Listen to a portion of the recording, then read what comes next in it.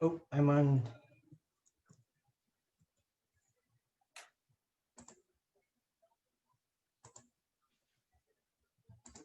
All right, so welcome everybody to the fifth annual 25,000 grand prize high plan competition finals. This is pretty cool because somebody today is gonna win the $25,000 grand prize. So we want to recognize our sponsors, of course, especially in the COVID environment. We are fortunate to be able to continue our programs this year thanks to our great sponsors. Our title sponsor for 2020 is Kamehameha Schools. They've been the title sponsor for all of our programs, including the High Plan competition. We did a demo day earlier this year. We did a hackathon for college students, and we do monthly entrepreneur meetups. Ulupono Initiative is actually a founding sponsor. They've been with us from year one. Ed Olson Trust. Ed Olson has been a sponsor of High Plan for the past 2 years. Hawaii Community College has been with us for 4 years, and we're grateful to have them on board.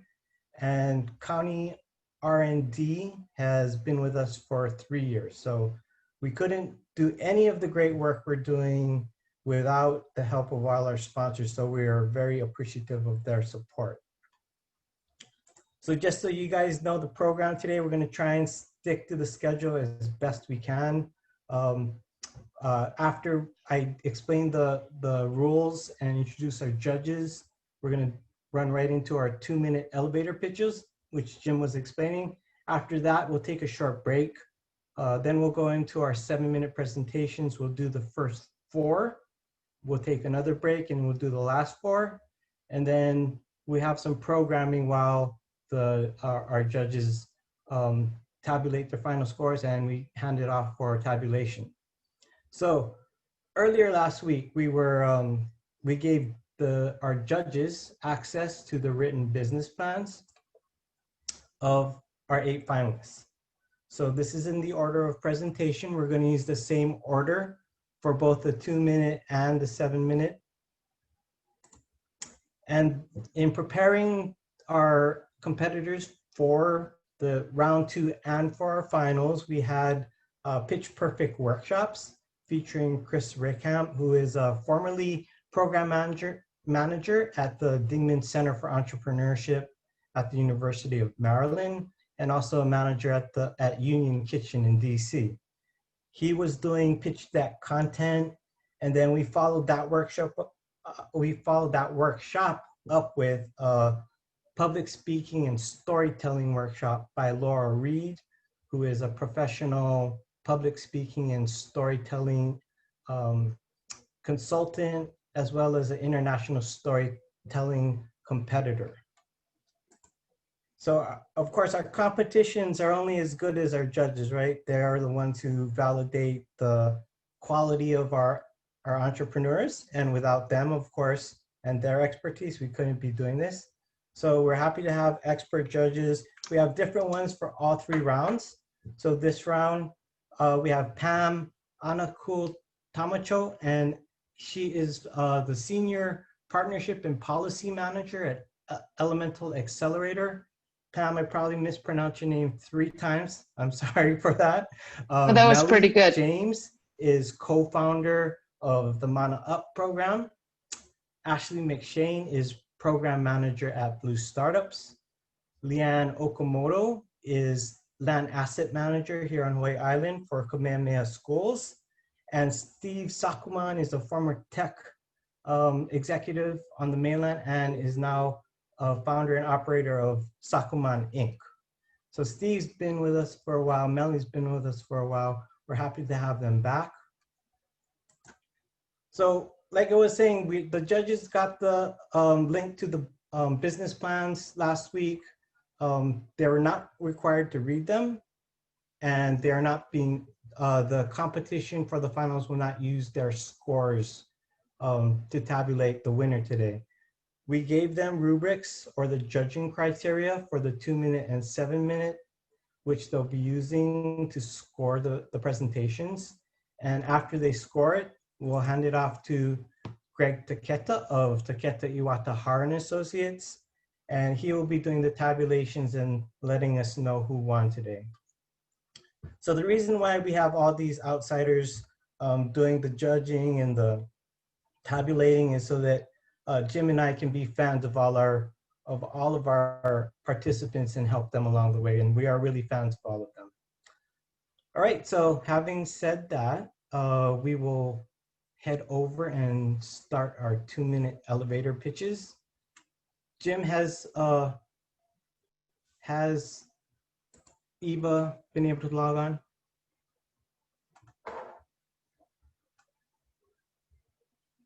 Jim, you're muted.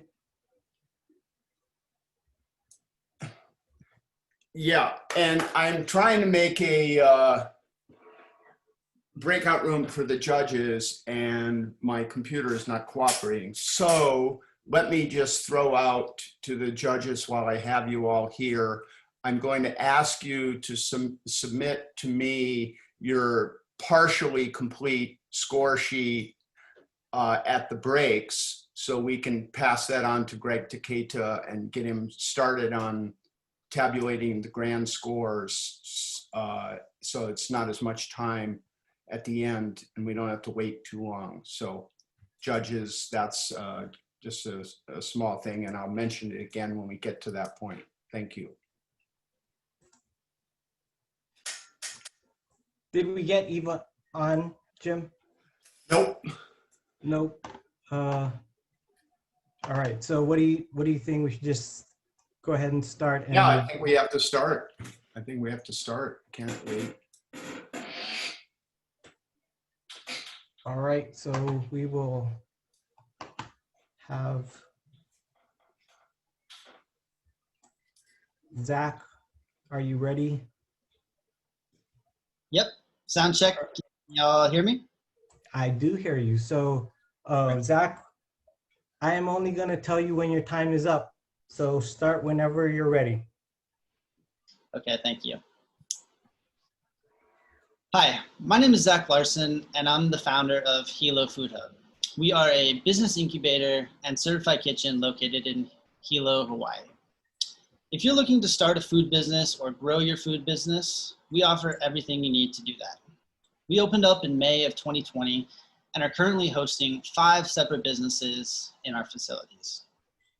The concept for Hilo Food Hub was devised from some problems that we saw in the marketplace. The first being that certified kitchens for food producers are incredibly expensive.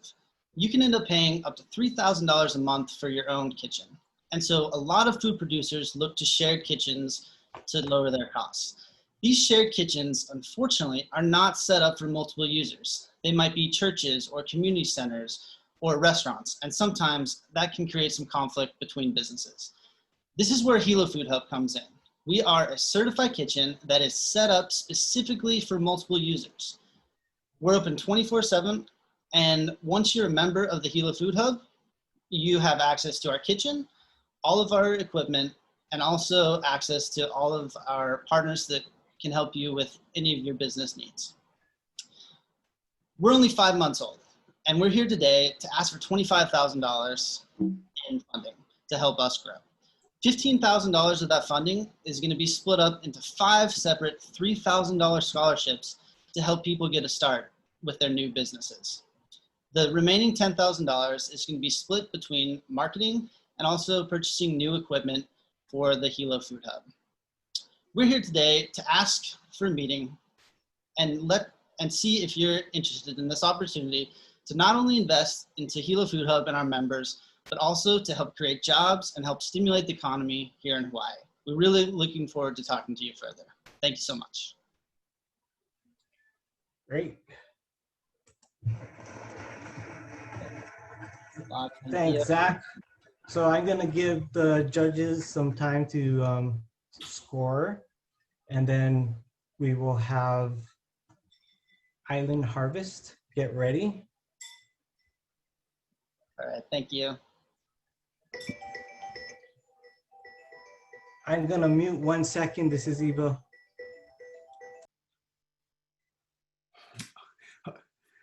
Okay, good job, Zach. And just a little disruption. Let's see what's happening with Eva, and maybe we can get her hooked in and continue the event. We'll just take a slight pause here for this.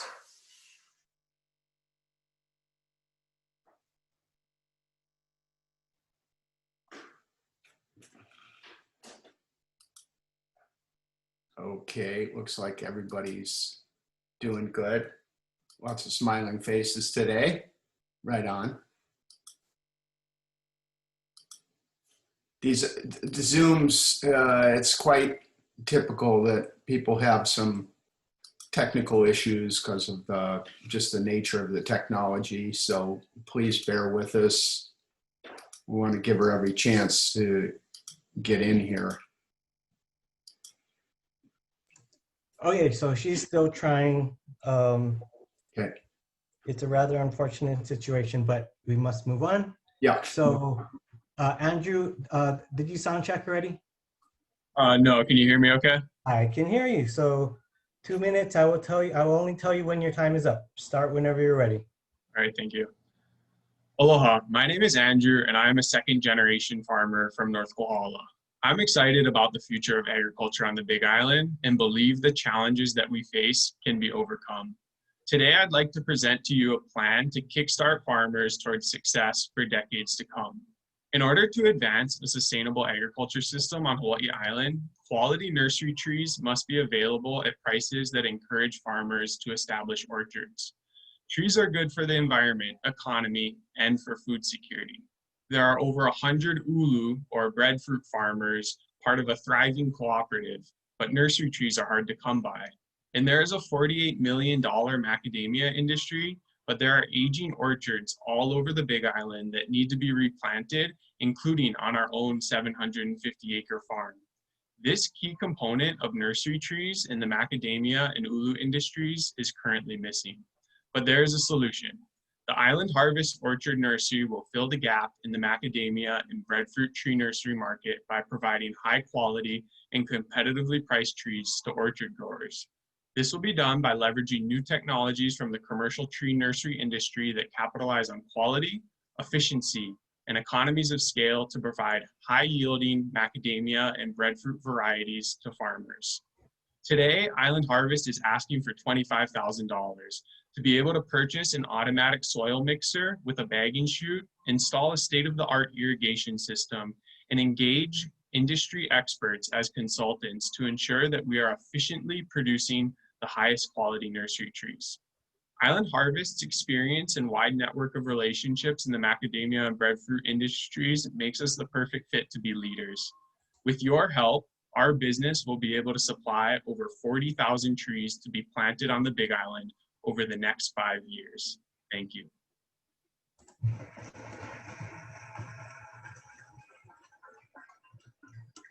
Okay, so while the judges are finishing up their scoring, and because we're having some problems, technical problems with T Hawaii, Mermaid Mushrooms, you will be next, so get ready.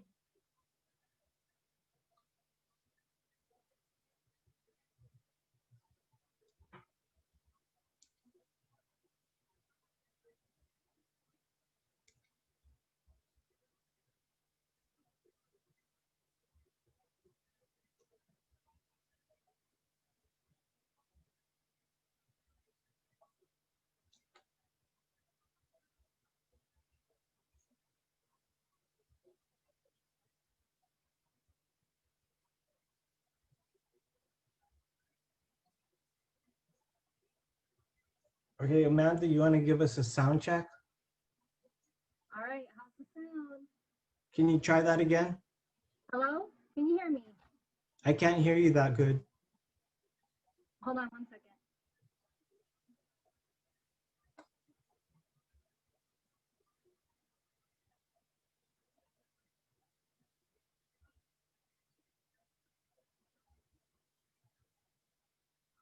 Sound check, sound check. That's better. Okay, I had the fans on. Okay, so I'm going to tell you only when your time is up. Start whenever you're ready.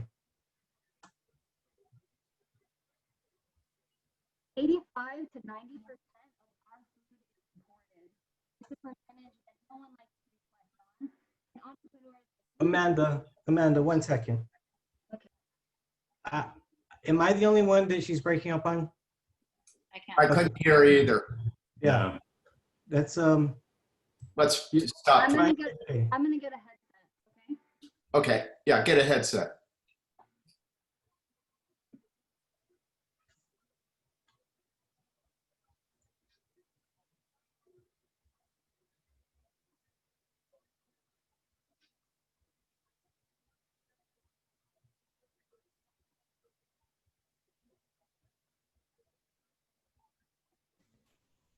Hello?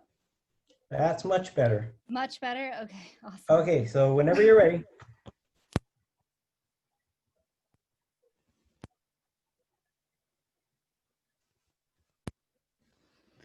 85 to 90% of our food is imported.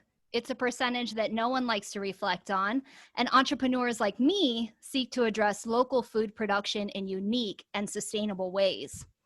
Many of the most delicious mushrooms have too short of a shelf life for the people of Hawaii to enjoy. Mushrooms like pink and blue oyster, lion's mane, and chestnut simply can't make the Trans-Pacific journey. My name is Amanda Gilroy, and my company, Mermaid Mushrooms, is ready to fill the huge vacancy in the gourmet mushroom market. For the last 2 years, we've been building, designing, and testing. We started officially selling in August and saw an overwhelming response from the local community who love not only the variety of gourmet mushrooms that we offer, but also the superb quality. We sell out every single week. Many of the people on the Big Island have never seen the species that we grow, and they come back time and time again to try them all. The best part is we're moving from using mainland bought substrate material to using local agricultural waste. My company can divert these massive waste streams to grow healthy, nutrient-rich food for the local community. Not only will this reduce our reliance on imports for food, but also the material to grow the food. And farmers are thrilled to give me as much material as I can take with me. In order to accomplish this mission, we need $25,000 for equipment to haul, process, and store the waste material to make it suitable to our farming practices. In addition, we need to expand our cold storage capacity, and we need energy-saving equipment. With this financial boost, our 5-year projected revenue could reach an excess of $1.5 million, and we could become a major player in this market. Could I have more of your time to discuss this in greater detail? Thank you.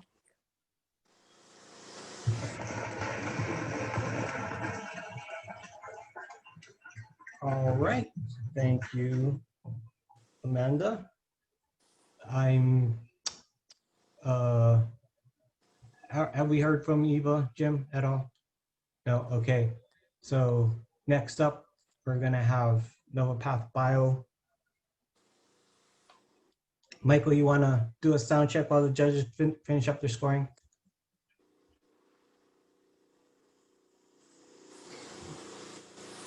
You're muted, Michael.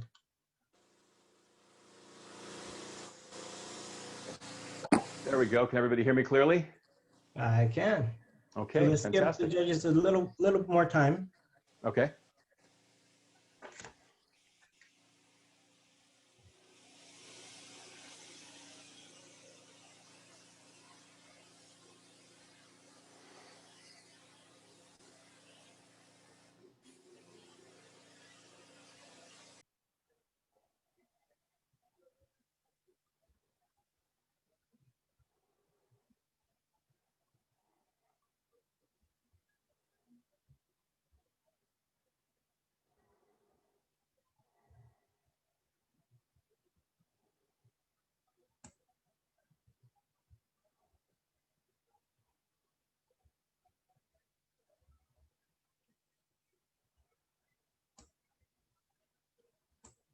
All right, Michael, so I'm going to tell you only when your time is up. Start whenever you're ready. Okay, great. Hi, my name is Michael Weiss, and I'm the co-founder and CEO of NovaPath Bio Incorporated. We're headquartered right here on the Big Island. Right now, over 55 million Americans, including me and maybe even you, suffer from osteoarthritis or joint pain and discomfort of one form or another. Yeah, there are over-the-counter NSAIDs and supplements available that address the pain, but few of those products work as advertised, and even fewer have ingredients that really address the underlying issues. NovaPath Bio was created out of the need for natural, effective products for active people of all ages who don't want joint replacements and certainly don't want pharmaceuticals. We're a collective of former elite athletes, business owners, wellness professionals, and doctors, and we're just weeks away from introducing our new flagship product, OrthoNova Advanced Formula. OrthoNova is a dietary supplement designed and formulated to attack joint pain and stiffness in a natural and non-pharmaceutical way, and man, does it work. I really need to emphasize here that OrthoNova is not a me-too product. It's the result of months of extensive product research and is a totally unique blend of not 1, 2, or even 5 ingredients like so many of the me-too products out there. OrthoNova has 9 important clinically proven ingredients that blended into our proprietary formula were effective beyond all of our expectations in our patient trial earlier this year. We don't use controversial and ineffective ingredients like glucosamine, MSM, and chondroitin. We adopted a wholly different approach that's so unique that the United States Patent and Trademark Office has already issued us a provisional patent. My partners and I have self-funded the company to this point, and the product is in manufacturing right now. We're on the cusp of launching our promotional and marketing campaign and are seeking $25,000 of additional capital to execute that. This is an opportunity to be part of an exciting new product that's going to change the face of this market, help millions of people feel better, bring a new industry to Hawaii Island, and become a global brand. So please let me know when you're available for a meeting, and I'd love to share the details with you. Thank you.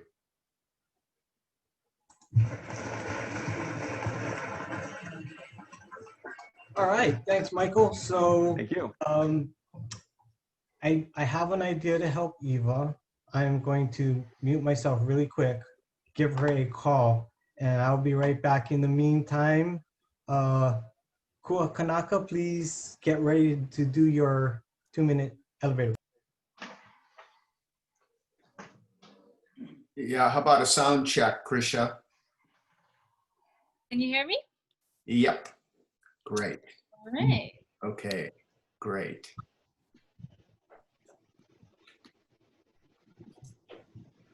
And yeah, let's wait till Jason comes back and then we'll get you on it, okay? So.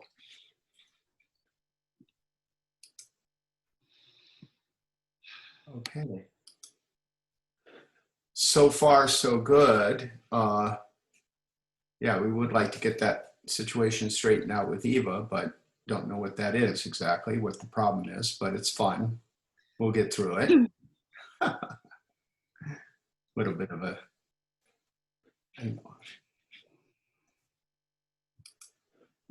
Krisha, can you give me a sound check again, please?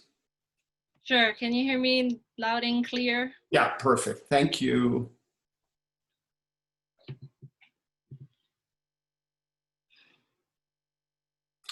We get to watch Jason on the telephone.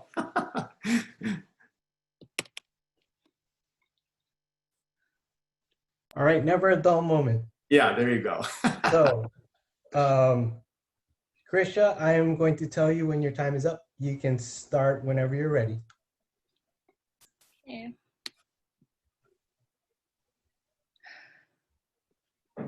Aloha mai kākou. Kua Kanaka is a native Hawaiian social enterprise with over 30 years of experience creating innovative, culturally driven products and services that advance Hawaiian language and culture and reconnect Native Hawaiians worldwide with their native heritage.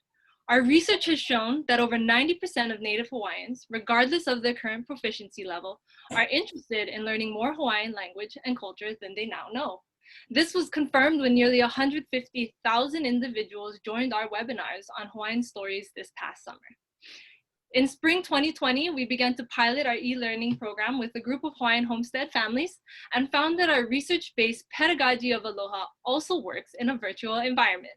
In fact, 100% of our customers stated that the course exceeded their expectations, that they were interested in taking more Kua Kanaka offerings, and that they would recommend the course to other ohana. This data prompted the launch of our e-learning program this October as the solution to educating Hawaiian families in the comfort and safety of their home, where they can start the rice pot and get the laundry started while learning Hawaiian language and culture. Both our 2 online food preparation courses and our indoor Kuleana course are at full capacity, and we're already getting inquiries for more courses.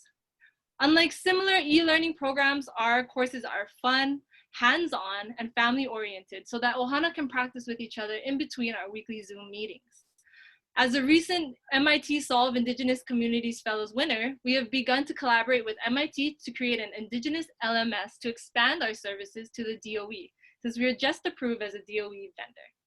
We're asking you for your support to empower not just Hawaiian families worldwide, but educate Hawaii's public school students and teachers about our beautiful language and culture. Mahalo nui loa.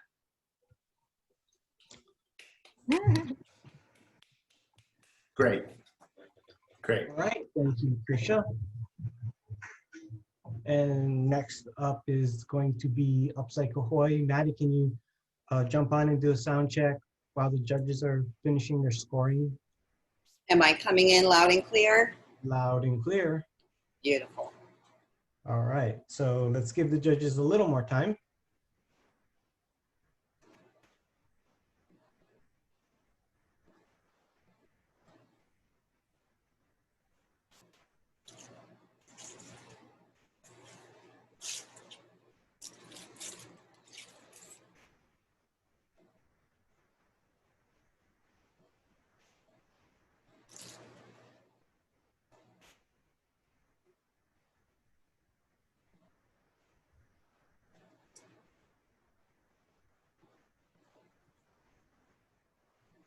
All right, Maddie, I will tell you when your time is up. So start whenever you're ready. Did you know that the world produces over 300 million tons of plastics every year, of which only 10% will ever be recycled? Meanwhile, here on Hawaii Island, we have recently experienced the closure of one of our landfills due to overcapacity and the major scaling back of local recycling programs. Well, what if I told you that I could create a company that can take that plastic trash and other trash and turn it into treasure? Well, I did. And not only is my company, Upcycle Hawaii, turning trash into treasure, we are turning trash into cash. In fact, we have already generated over $150,000 in revenues while diverting over 20,000 square feet of plastics from local landfills. Now, I'll admit it, it's been a weird year, but it's never been a better time to invest in Upcycle Hawaii. And why is that? Well, up until COVID-19, our main revenue source was wholesale, but then most of our stores had to shut down. Thank God for the internet. We saw the writing on the wall back in March, and we took a hard turn and reallocated our resources into e-commerce. Since then, we have already relaunched our website, integrated into 3 new selling platforms, and we've started to invest in online advertising. In fact, we are already experiencing over 1,300% online year-over-year sales growth. Over the past 2 years, we have developed our brand, our product line, our customer, and our online following. We have built that rocket ship, we have charted that course, and now we need you to provide the rocket fuel and the source of your investment. Let's see, how am I gonna end that? So if you all got a few minutes, I would love to buy you a cup of coffee and tell you more. You do not wanna miss out on this opportunity.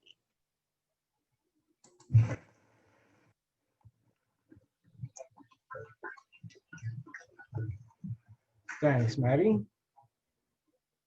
And up next will be Ohana Goods. Brooklyn, you want to? Aloha, can you hear me? I can. Perfect, wonderful. So give the judges a little more time to do their scoring. No worries, of course. Also, Jason, I'm not sure, have you been able to get her help to get on? Because I live right down the road from Volcanoes and she's welcome to come to my house and do her presentation Oh, that's here. very She kind. wants to. So we need to decide what we're going to do, Jim. And one option is if we can get her back, she can maybe do both, run both the 2-minute and the 7. I'm not sure if we want to do that or not.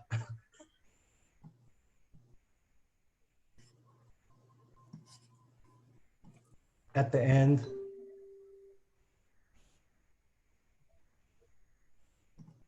Oh, did Chu join, Jim? You're muted, Jim. I told her to use a different email account, so I told her to try and use Choose Email. Oh, let me see participants. Chulion. No, there's no Chu in there. So, as I was saying, but I was muted. So, anyways, I think Jason, we should finish with Brooklyn. She's ready to go, and finish the 2 minutes. And we're scheduled to take a short break during that time, and maybe you can call her and get a final update on. Just said she was waiting to get in. I don't see any, there's no requests for entry participants. No, I don't have any requests. Okay. So why don't we do that then? We'll finish up Yeah, with Brooklyn, and then on the break, we'll try and figure out, I'll give her a call. yes. Okay. Good. Okay, Brooklyn, I will tell you when your time is up. You can start whenever you're ready. Okay. Imagine investing not only in one company, but the entire economy, community, and future of the Big Island. As COVID forces Hawaii businesses to pivot to online direct-to-consumer sales, they need a strategy to reach their customers. When online shoppers can't see or touch an object in person, they become greedy for information. The specs are not enough to sell it. They want to know the origin story of a product. They want to see it from every angle, 360 degrees. And they want to know that their investment, no matter how small, will have an impact on their life. That's where Ohana Goods comes in. Ohana Goods is a creative studio for Big Island businesses to access the technology and expertise they need to create high-quality visual marketing materials. Ohana Goods will provide businesses with a comprehensive communication strategy, plus all of the photo and video content they need for social media, blogs, email marketing, and search engine optimization. Our mission is to make online sales effortless for Big Island businesses. I would love the opportunity to show you the impact that this type of visual marketing company can have with just 20 minutes of your time for a meeting. We've got the marketing background and creative drive. I'm asking you for $25,000 to help us make it a reality. I entered this business competition because business owners are exactly who Ohana Goods will serve. And if you invest in Ohana Goods, you're investing in the entire Big Island Ohana. All right. Thanks, Brooklyn. Thank you. Okay, so I think hopefully we can figure something out with Eva. I'm gonna give her a call, and we are pretty much on time, so we will be back at 1:50, and we'll go from there. Yeah, before we break, I have a request to the judges. Can you please save your scores into the Excel sheet and email them to me, and I will forward them to Greg. What's happening? There's somebody's Brooklyn, mute. Greg, mute.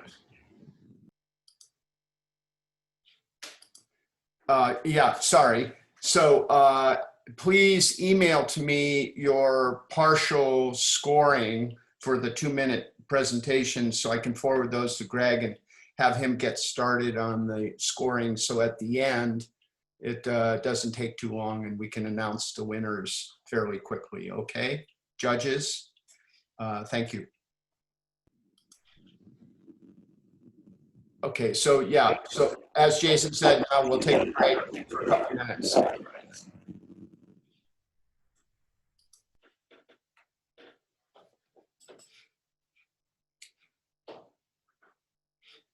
So So see you in 5 minutes.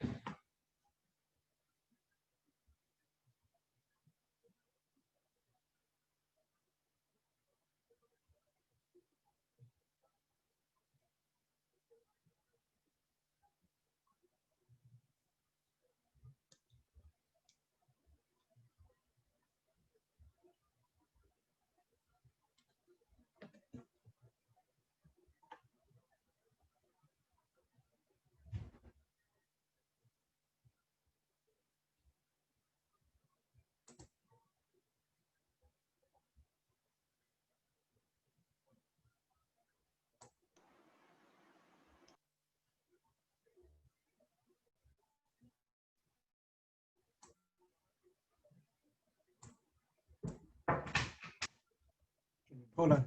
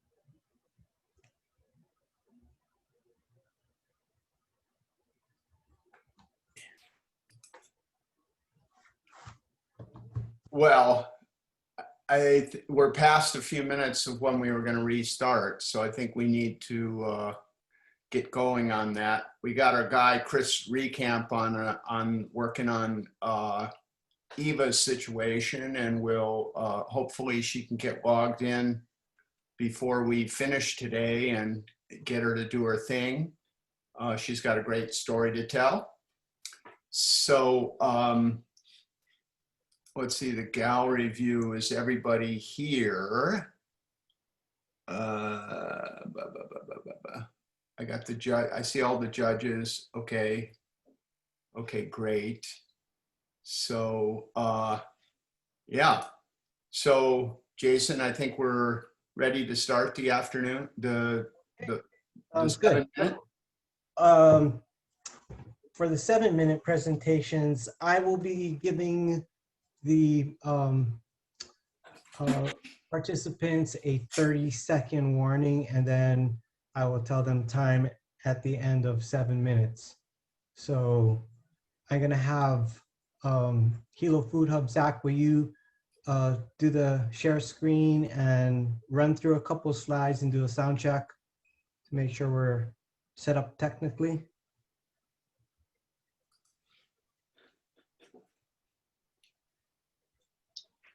All right. Can you hear me? I can hear you. Will you toggle through a couple slides, make sure we're set to go? Yep, 1 second. Okay, cool. One last thing, can I ask, can we go back to the main screen and ask that all the judges are ready? Zach, could you turn off your screen share for a moment, please? Sorry. Yep. Great. Okay, I see Steve in my view. Let's see, who's next? Pam, you're all set? Okay, great. Let's see, Melly, you're all set? Okay, and who else? Let's see, I see Leanne. Leanne, you see Leanne, is she with us? Okay. Who's that? Pam And Pam, yeah, and Ashley. and Ashley. Yeah. Okay. We see them all? Gallery view. Let me go to gallery view. Yep. Okay. So go ahead. Ashley, just a second. Ashley, are you with us? Yep, I'm here, ready. Great. Okie doke. Okay, we're all set then, Jason.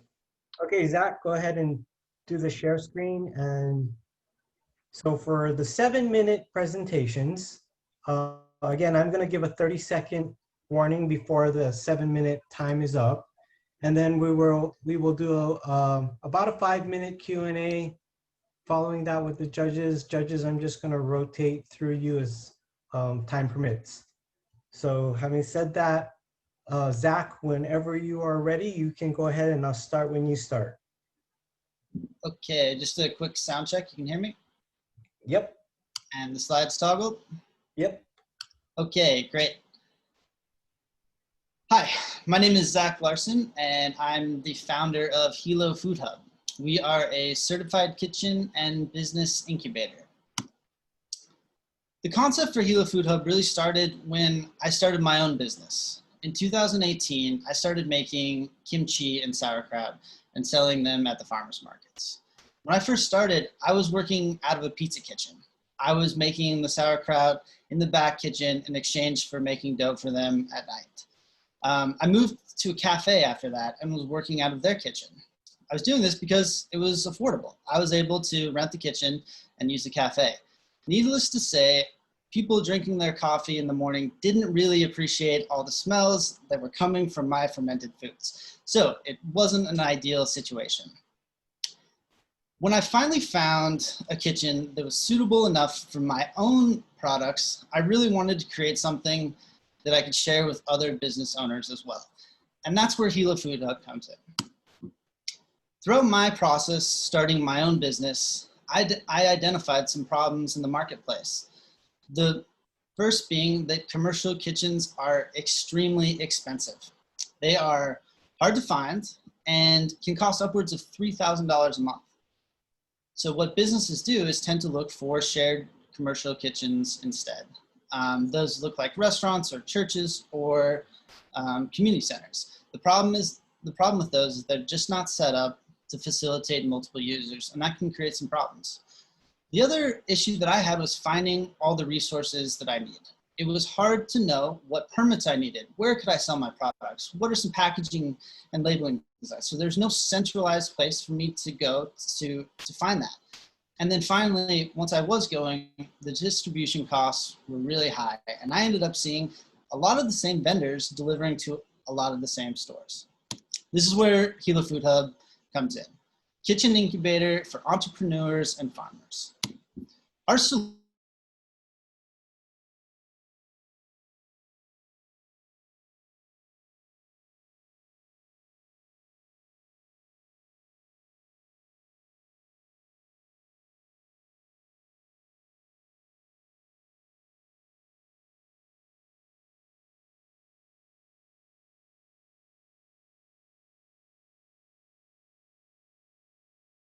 time and money. Just a few growth trends. In the last 6 years, kitchen incubators have actually grown 438% worldwide, or in the United States, excuse me. And then locally in Hawaii, food service is $3 billion of Hawaii GDP. Just on the Big Island alone, there are 25 plus farmers markets. Many of those vendors need commercial kitchens. The Hawaii Restaurant Association estimates that 65% of restaurants are going to close in the next 6 months. This leaves a ton of industry professionals without their income and potentially a way to pivot into a new market. And I think that Hilo Food Hub can provide that pivot for them. Our target market is really anyone who needs a commercial kitchen. That's farmers market vendors, food truck owners, bakers.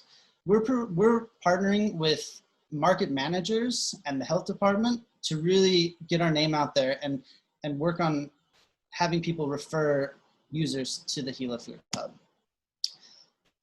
We do have some competitors, like I mentioned before, restaurants, churches, but what they aren't offering are some of the services that we're providing, the incubation, the scholarships, and some of the other shared services.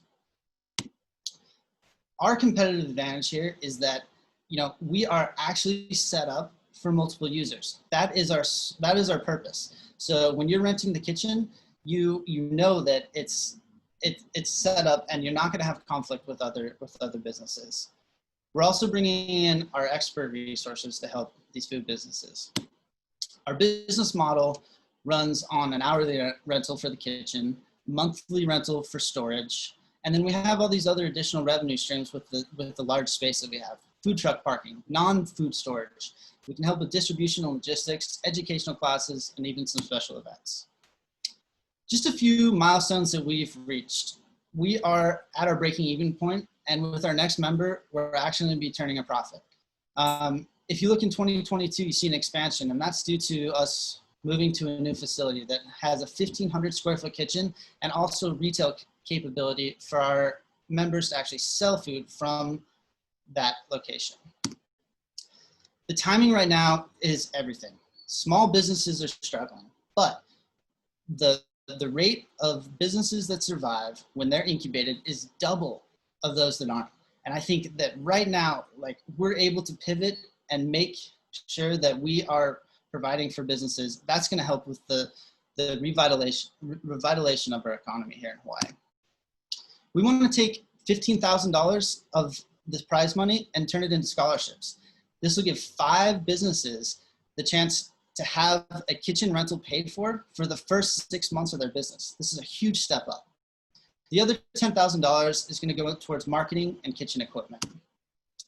I just want to take a little time and talk about our partners here. We've partnered with different industry professionals to offer services to our Hilo Food Hub members, such as business development, design services, food safety and licensing, and the chance to talk to a retail store owner to see what, in fact, they need to sell their products in stores.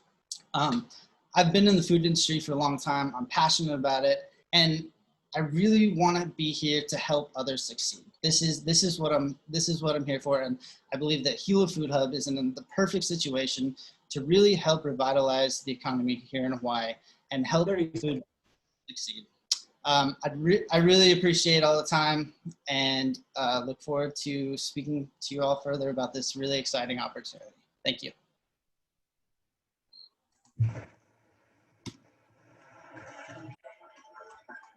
All right, Zach, can you exit this share screen, please? Yep, all set. Okay. So I'm going to have the judges unmute, and I'm going to start with Pam. Do you have any questions or comments? Hi, Zach. That was a great presentation. I have a quick question on, how users book your kitchen and how you say that there will be no conflict. Basically, I'm just thinking about the cleanliness of the kitchen and food allergies from one user to another. Right. Yeah. So as far as booking the kitchen, there's a really neat program called the Food Corridor, and they provide all the back end services for food incubator kitchens. And so this is something that we're going to use once we have enough members to make sure that the scheduling is right. And then also there's time booked in between for cleaning and just sort of that overlap in time. As far as food allergy goes, it is a shared kitchen. So there are different things. And so, making sure to divide the space up, there's cold prep, hot prep, and then other specific places, but it can't be free from all allergens. Thank you. Thank you, Jason. All right. Millie, questions or comments? Yeah. Thanks, Zach. Couple questions. So I do think you might want to think about putting in your budget. I mean, in a perfect world, there's a great facility and everyone does their part to keep it clean and there's no need for oversight. But I think that may not always happen in the real world. So yeah, absolutely. That's a really good point. And we do have marketed in the budget for cleaning. So yeah, that's definitely something that's top of our concern. In terms of the experts, how will they be compensated? Is there a budget for that?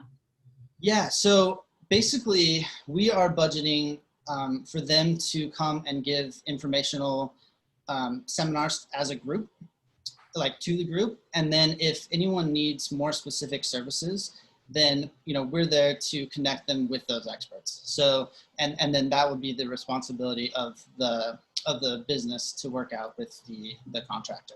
So we're connecting the dots. Okay, and then last question: you're at what capacity right now of your facility? We're at 20% capacity right now. Okay, and how many people have you spoken with about potentially coming in as customers? Yeah, so right now, I think I've shown in the past 3 weeks, I've shown the kitchen over 15 times. And since being in this competition and marketing through social media, we've just had a huge amount of outreach and a lot of people coming to see the kitchen. So we're really excited about the progress. Great, thank you so much. I think it would make a good sense to potentially have a survey go out looking at ancillary resources and services that may need to come alongside people being able to come in or not and having that be successful. But I really love what you're doing. Thank you. Thank you so much. Thanks, Melly. Ashley? That was really great. Really enjoyed it. I was wondering if you are coming up against any sort of like COVID related issues as far as like cleanliness and sharing of the space. I know we talked about a cleaning budget and things like that, but anything standing out kind of in this crazy post-COVID world? It's actually worked in our favor because so many businesses are pivoting from what they were originally doing. And since there's not that face-to-face retail aspect in the food hub, we don't have customers coming and going. So it's really just the businesses maintaining their cleanliness. And food producers are renowned for their cleanliness. Like that is their job. They have to take classes to do that. So in combination with what we do for cleaning and what they're doing, it's actually worked out really well to take that retail aspect out of the business. Great, thank you so much. Thank you. Thanks, Ashley. Leanne?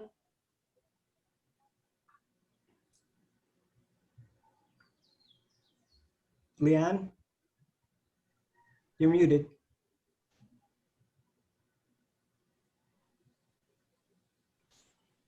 I'm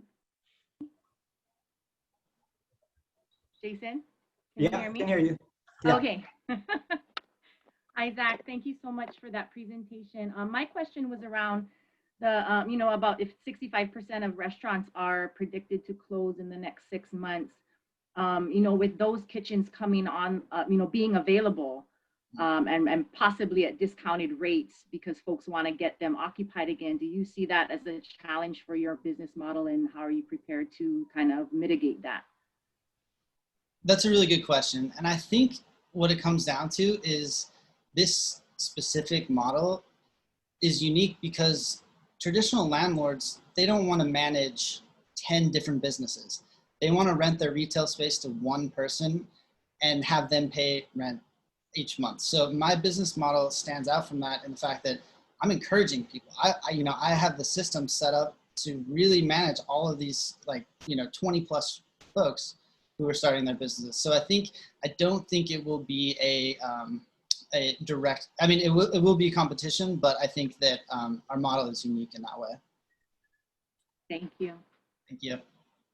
All right, let's have another round of applause for Zach.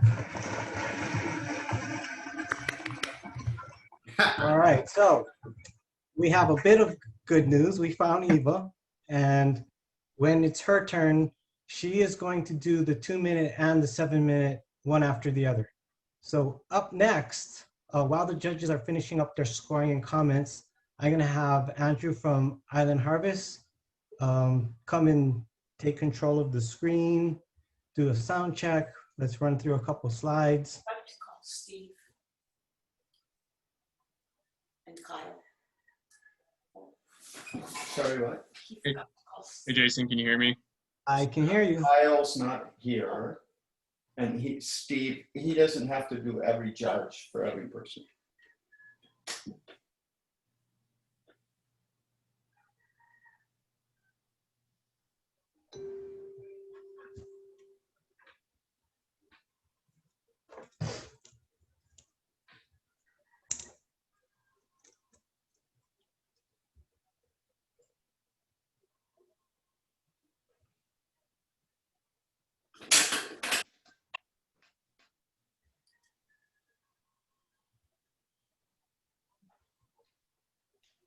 Hi, Andrew. Can you give us a sound check? I see your. Yeah. Okay, great. Okay, very good. I just wanted to hear you. Good. Yep, sounds good. Thank you. Okay, very good. Let's see where what's happening. Giving the judges a little while more, and then we'll move on. Good.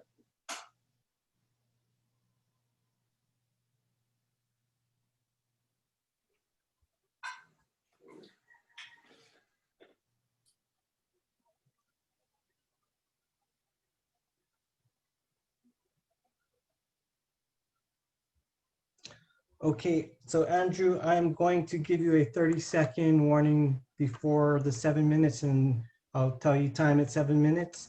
You are good to go whenever you're ready. Hello again, everyone.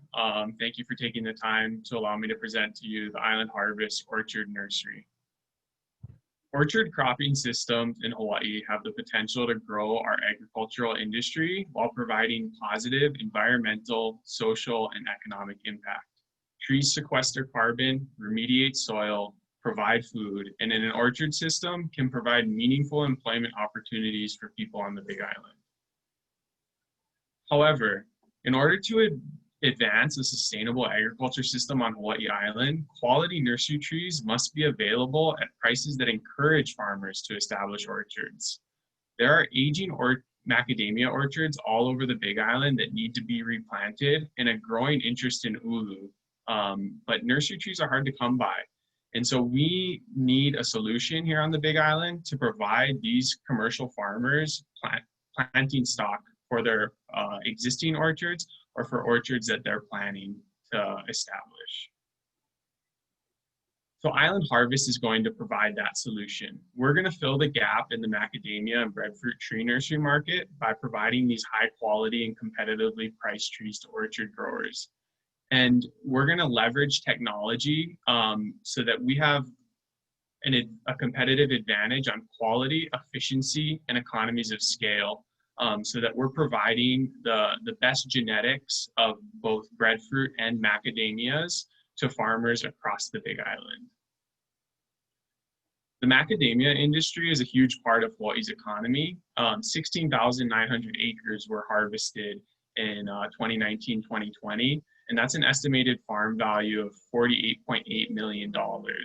And the outlook for macadamia nuts continues to be strong in the long term.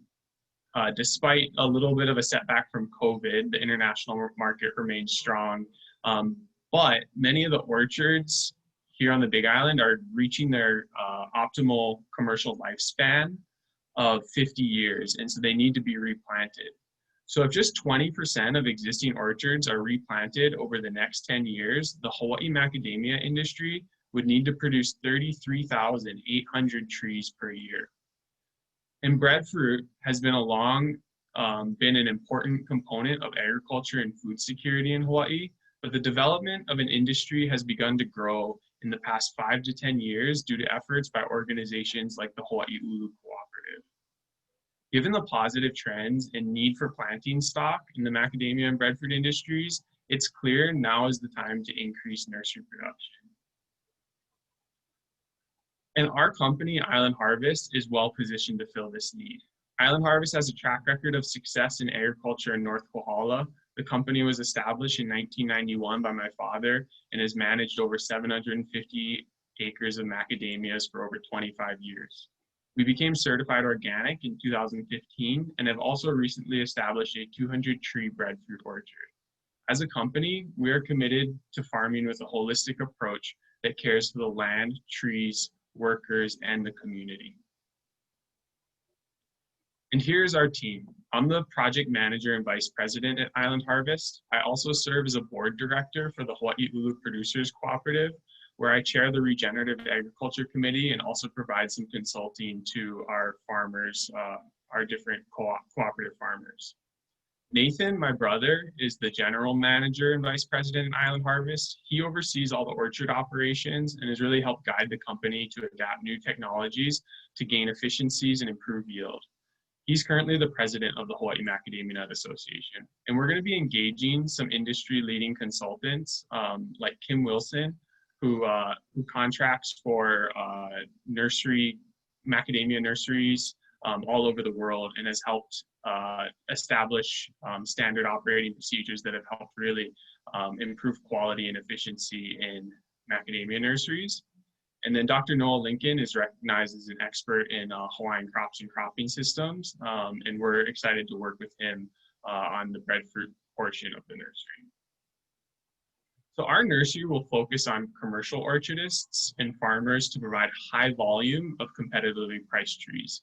Most other nurseries throughout the state focus on residential and tourism related clients, but real efficiency can be gained by initially offering a narrow product offering where we have expertise.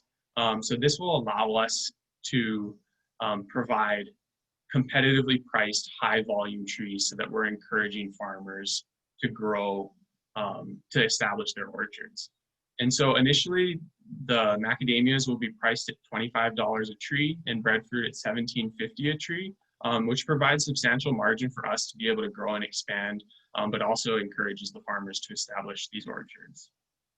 So the $25,000 that we're asking for will be used to purchase an automatic soil mixer with a bagging chute to engage these consultants and to install a state-of-the-art irrigation system. All these things will allow us to have a really high-quality nursery that will get these trees out to growers. There's also additional funds that are required to get this up and going, and we're able to take out commercial loans through existing relationships with financial institutions to meet these other needs. So we're projecting modest revenue in the first 2 years until we reach full production in year 3, and we'll be generating nearly $300,000 in sales once we get to that full production. So as you can see, there is a negative cash flow in year 1, but we quickly are able to get up to about $150,000 of net profit a year, which allows us to accumulate earnings that can be reinvested or looked into diversifying this portion of the business. 30 seconds. So we are very excited to provide nursery trees to the Hawaii agricultural community to help plant over 400,000 trees in just 5 years.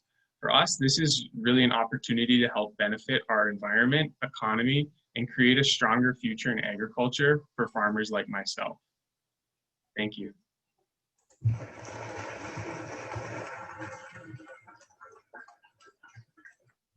All right, thanks, Andrew. Can you exit the screen share? Okay, so last I left off was Steve. Steve, would you unmute? Any questions or comments for Andrew? Yeah, I have some questions about what is behind the revenue projections. I'm interested in whether you have actually gotten any commitments from some of the farmers here on the island. Can you talk a little bit about what's behind those projections? Yeah, thanks for that question. So the revenue projections are based off of we're going to reach out to some of the larger growers that have expressed interest in trees already and are seeking a commitment from a nursery to gain a 50% down payment on trees, and then a 50% down payment will be, the rest of the payment will be collected upon delivery of the trees. And this is pretty typical in the tree nursery market. So that allows us to get some early revenues in the early years so that we're not cash flow negative for too long. And then in terms of commitment, we don't have any contracts in place. And part of the reason why is it takes about 18 to 24 months for a macadamia tree to be ready, and about 8 to 12 months for a breadfruit tree to be ready. But we've garnered interest, and there is a realized interest in, especially within the Hawaii Macadamia Nut Association, that somebody really needs to be filling this need in the market. And so we see that there's this need even on our own farm, and we'll be using some of those trees. And we've also seen this need expressed from other farmers. Okay, thank you. Thank you. Thank you, Steve. Pam, would you unmute questions or comments? Hi, Andrew. That was a great presentation. I'm just gonna piggyback off what Steve was asking. You know, I'm curious about, like, sounds like you did some customer discovery, and you know, you mentioned the replanting season and rotations because you know these trees last for a number of years, right? So do you actually look and forecast the number of customers that would be purchasing your nursery trees going forward? Because not every farm would buy trees every year or, you know, every so often, right? Yeah, thanks. And that's a great question. So we're basing some of these projections off of our own farm's need. So our own farm is looking to replant maybe 5,000 trees a year, and our revenues are based off of, you know, producing 20,000 trees a year. We're a relatively small portion of the Hawaii macadamia nut industry, and so and our trees are the same age as other farmers. And so that's kind of where the projections come into play. And then I think just like a key number that we're working off of is that if only 10% of trees are replaced in the next 5 years, which is very much necessary for the macadamia industry to continue to thrive, there's going to be 33,000 trees a year. And we're only kind of projecting to get a portion of that. Thank you. Thank you. Thanks, Pam. Melly?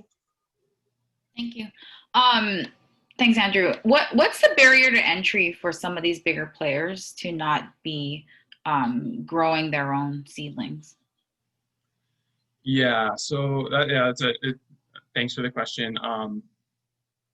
There are some of the bigger players are doing some nursery production on their own. However, none of the farms or nurseries in Hawaii are employing some of these efficient ways of doing nursery production that we want to be able to use. And then also for those that are outside of like maybe the macadamia industry or the breadfruit industry, there is just like a knowledge and expertise that comes like with grafting or being able to you know, work with tissue culture vendors if we're doing that. That is a barrier to entry for some of them. And so our competitive advantage compared to existing nurseries or some of these macadamia growers that do some production on their own is that we think that we can have our cost of production lower and produce a higher quality tree that they'll want to purchase that over anything that they can produce in their relatively low tech like on-farm nurseries. Great, thanks. Yeah, ideally, if you can take out some of that, they would encourage more farmers or more potential farmers to come into play here. So that's exciting. Thank you. Yeah, thank you. Thanks, Melly. Ashley? I do not have a question. I just wanted to say I really enjoyed that, and thank you for sharing. Thank you. Ashley? Leanne? Aloha, Andrew. Mahalo for your presentation. My question is, what do you see as your biggest challenge in the next 6 to 8 months to get your business going? Yeah, so we're already engaged in some nursery production, like some of these other farms, but we're relatively low tech, and we identified that as a need. We need to have this efficiency in order to do this well for ourselves and for the rest of the Hawaii agriculture community. And I think that's one of the challenges, is just getting some of this equipment in, getting this irrigation installed, getting shade house structures up, and getting that all up within 6 to 8 months so that we can start getting on that timeline, right? Because it is, they're trees that take a while to grow. The sooner that we can get everything up and running and get seeds into the pots, we're starting that timeline. And that's something that we want to get started on that timeline for our own farm in a bigger capacity than we currently are, because we're not meeting our own quotas with our low tech nursery. Thank you so much. Thank you. All right. Thanks, Andrew. Another round of applause for Island Harvest. Okay, so while the judges are finishing up their scoring and comments, I'm going to have Eva do a sound check. So Eva, you are going to be doing your 2-minute first, and then after that, we will have you load your presentation and then do your 7-minute. So please unmute Eva.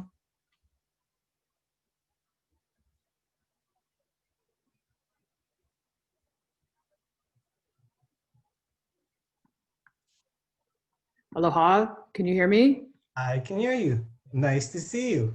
We were worried, but thanks to Chris Recamp, we got you on board. So thank you, Chris. Big Mahalo. Yes. Just going to, should I use this time to load my project? Not yet, because Okay. you're going to do the 2-minute first, and then after that, then we'll have you load your presentation. Okay. So we'll give the judges a little more time to score Andrew's presentation, and then you will do your 2-minute. And Eva, for this one, again, I'm only going to tell you when your time is up. Okay. So no 30-second warning. No 30-second warning on this. I'm just going to tell you when your time is up. Okay. We do. All right. So you got it, Eva? Are you ready? Whenever you're ready, I will start timing. Ready. Aloha, my name is Eva Lee of Tea Hawaiian Company, and we're on our way to bring Hawaii-grown specialty teas to the forefront of the global markets. After 20 years, our business is expanding operations to market and supply increasing demands for unique Hawaii products that are transformative. Our plant-based products are created with the best practices, utilizing the Camellia sinensis tea plant, a perennial with a potential longevity of thousands of years addressing climate change, including plant carbon sequestration and agroforestry techniques preserving Hawaii's native forests. Our company owns and operates the only processing facility that accommodates multiple tea estates representing the largest sector of the island's tea agriculture community, with a track record of annual sales and services generating revenues of $150,000, a small business with room to grow. In doing our part, we finish off with processing and packaging all of our products on island to keep our carbon footprint to a minimum, so as we shift from wholesale markets to direct marketing. Market adaptability is key during these challenging times. The current problem to meet demographic interest for healthy products on the rise is resolved by offering unique Hawaii organic teas, servicing the culinary and beverage markets with product line featuring tea bag infusions and matcha tea leaf instant powders, exhibiting upward trends and prized with a rich source of antioxidants. With the assistance of the High Plan $25,000 grant and additional application of innovative technology integrated into our facility. We build upon the product to support consumers wanting a healthy life.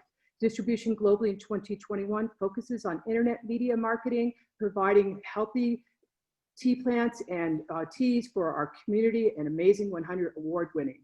So it will also help build our island economy. Do you think we could have a meeting to discuss this investment opportunity? Mahalo. All right. Oops. What happened to my clapping?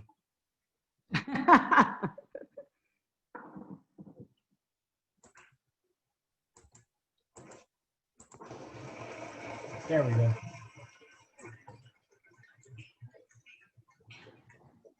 All right, Eva. So while the judges are scoring your 2-minute, will you take control of the screen, load your presentation?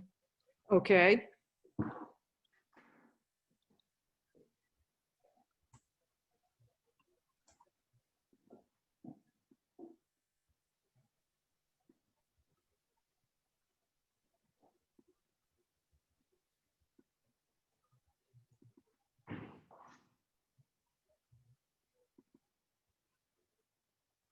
You need to do this share screen, Eva? Yes, I understand.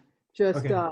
with the technical difficulties of this morning, I had to take everything off. So I am just putting it back on. After you made it. Thank you. Very sorry for my situation. So let's see. I'm trying to get screen share. I don't know. So,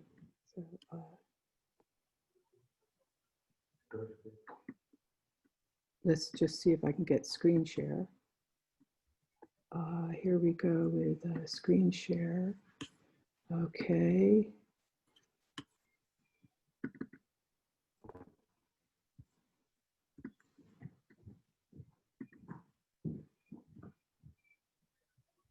I think we have a screen share. Is that right? Can you toggle through a couple screens?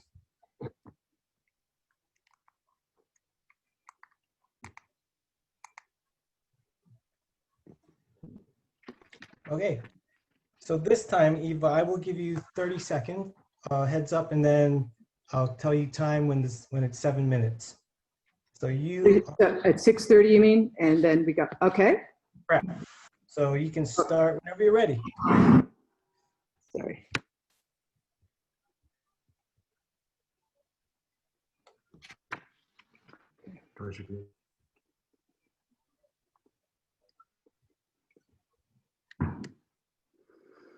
Aloha, everyone. Welcome to Tea Hawaii and Company, our tea house, studio production facility, and farm.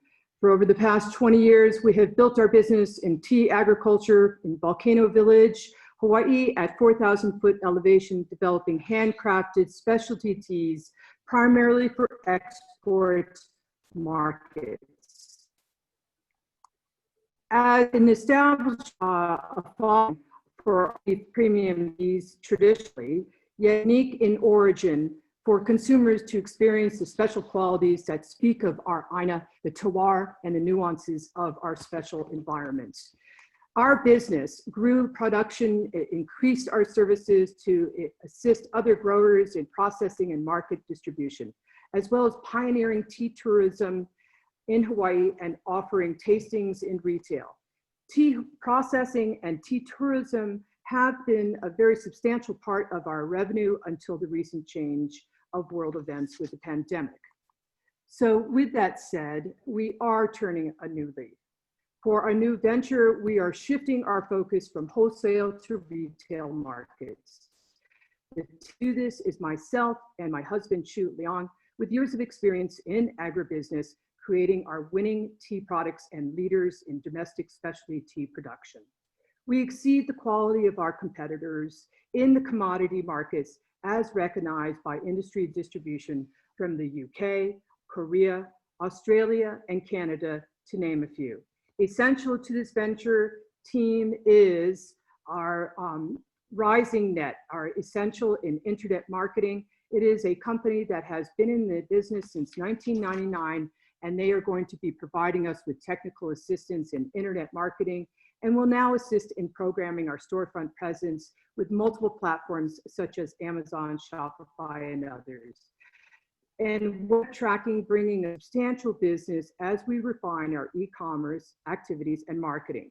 Past and present markets have experienced our teas and conducted business through wholesale for a number of years. As you can see here, we have a few of our ongoing products and services have included reaching the food and beverage value-added markets. Challenged by present time, some of our clients are test marketing our new products that are more accessible to the consumer needs. But as you see here, we have our local business, national business, and international.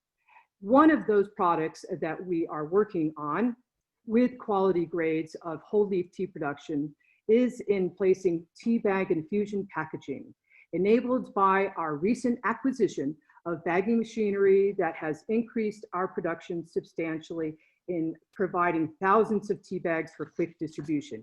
Next product in development is our powdered teas, referred to as matcha, as a green tea traditionally for Japanese tea ceremony, and now hugely popular as a tremendous market for the value-added businesses such as bars offering infusion. Consumers are looking for healthy beverages with nutrient-rich density served in cafes, offering up the latte craze once held by the coffee industry, now a part of our tea world. In order to take the whole leaf teas, grind or powder milling to make available to our consumers experience for home use, we've gone to Japan and researched new technology now used in addition to the traditional milling practices.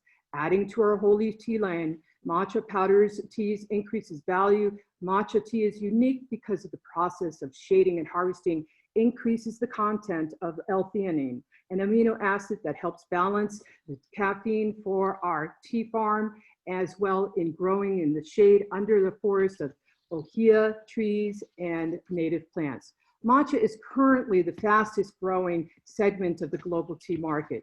Tea is increasing in corporate world. Trends of tea and coffee shops like Starbucks is driving matcha tea markets. The global matcha tea market valued in the year 2018 at $1,390 and $1,390 million. And it reached in the year 2018, it went up to $1,970 million. It is a growing market. Compound annual growth rate throughout those few years was 4.5% during the years 2019 to 2025. Presently, whole leaf teas premium price is 66 cents per gram, making our teas available at $300 a pound. Premium matcha imports are $1 a gram, that makes that $450 a pound. It is a 50% in adding grown matchas to our products, our business 20% mentally, making us preeminent Hawaii farm to matcha production in our state. So let's do the numbers. As you see here, this venture comes in at $34,000 with a high plan grant of $25,000 and our contribution of $9,000. As you run your eye along the expense listing, you will see there that some of the two top important factors to reach our goals is the tea mill equipment at $12,000. Our emphasis marketing budget launched this new line of $9,000. And so we hope to meet both of these in the year 2021. Here you have a graph that shows our projections over the next 5 years, with a contributing to those numbers is the 20% increase from having incorporated the matcha powders into our line. Over time, as we reach more budgets, each year due to the initial launch budget, marketing, and strategy, we'll have accessed additional countries such as e-commerce activities starting at an annual $100,000, allowing us to reach over $500,000 in year 5. And so here, as we look from the beginning of this venture's marketing channels and regional e-commerce, our website as well, we start out heavily on marketing global e-commerce activities. As we recover from past times, we come back ground in marketing growth and digital activities. Starting out in 2021, with greater emphasis on outside channels, you'll see the combination is 85% of activities in market channels. And so here we go with the rest up to year 25. Thank you. Thank you, Eva.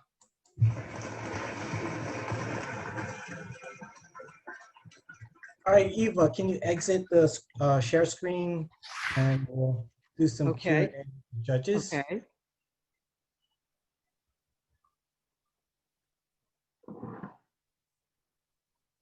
Okay, so you still have the screen share on. So we need you to go to the top of the screen, hover above and hit the exit button. I'm just looking for that exit button. On the top. Yeah, let's see. It is giving me a stop share. There we go. I just didn't want to sign out. Okay, so we're going to. First up, Steve, can you unmute, offer up any comments or questions? Yeah, very interesting presentation. You mentioned working with other tea growers on the island. I'm curious what % of your processing are your own tea products and what % are you doing from other growers? Primarily, our product is 80% of our production activity, the teas that we grow. The other 20% come from these other tea growers on island that are from 900-foot elevation all the way up to 4,000. And these are tea gardens in commercial production. And so our products themselves that we process and produce are 80%. The other remaining 20% is also teas that we may offer in servicing for these growers in processing production, as well as marketing their teas. Do you expect that to change over time? Yes, I do. I think that as we move more into the processing aspect and product line, is that we will probably be saving our garden for some of our other existing product line. So with that said, as we move into new products, we will be increasing some of the production and product from these other growers. Thank you. Thanks, Steve. Pam? Hi, thank you so much, Eva, for the presentation. So I could see that you are also focusing on the marketing to shift more towards like retail. Just wondering, like you working with the folks, I can't remember the name of the marketing team, but which marketing channels are you planning to focus heavily on, say in the next 6 to 12 months? Account for like all the distribution chain due to the global pandemic, you know, less flights coming in, higher freight charges. Yes. Take all that into account, yeah. Yes, thank you for that question. Is that the emphasis is going to be on e-commerce. And RisingNet is our technical team member that will be helping us to get onto storefronts, more multiple platforms.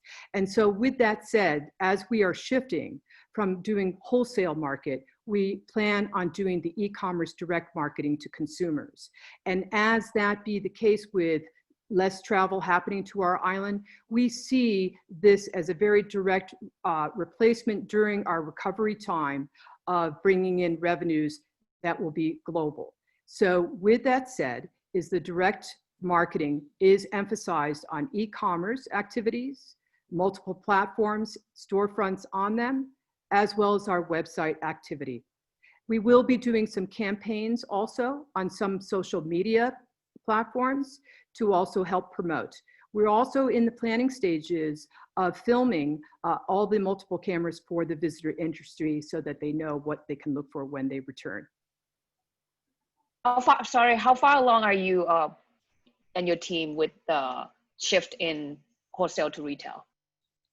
We are basically presently have entered into retail.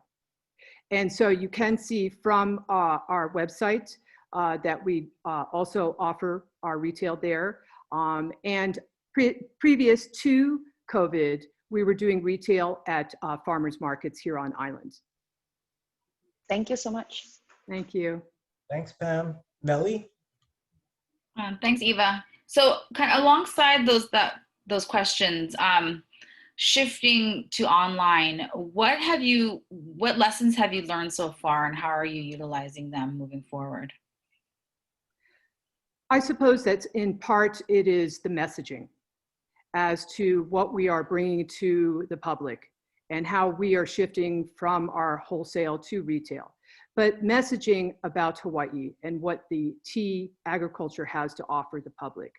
Other lessons other than the messaging is that we are learning much more on the platform integration and some of the technology that is needed for us to be able to include into the platforms, the plugins, but we have really great guidance from our partners, Rising Net. And so with that, we also understand that social media needs to be much more emphasized. So we were also in discussion with other social media experts that can provide that service for us. So we also plan on taking some of that marketing budget and applying it in social media, e-commerce, as well as regional as things move back into place. Great, thank you. Thank you. Thanks, Melly. Ashley?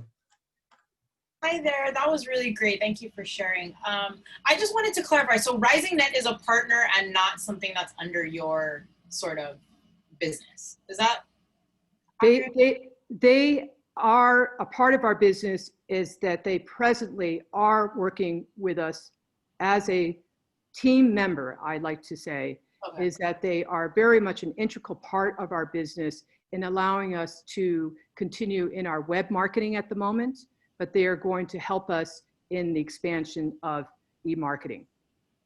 Okay, got it. And I just wanted to also clarify, so with this shift from wholesale to retail, your like number one focus is the marketing and the online presence and going that way. Is that correct?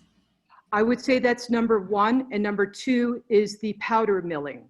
So that product in particular, we went to Japan and researched that piece of equipment and have received training on it. And so we're ready to go to take our production into the powdered teas. So that being a large component of the budget is that we do feel that that is number two as well on the top list of goals.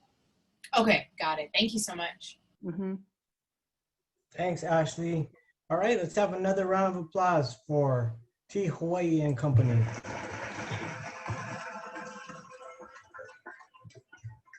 Okay, so while the judges are wrapping up their scoring, I'm gonna have Mermaid Mushrooms come and set up their presentation. Amanda? Sound check, sound check. Sounding good. Okay.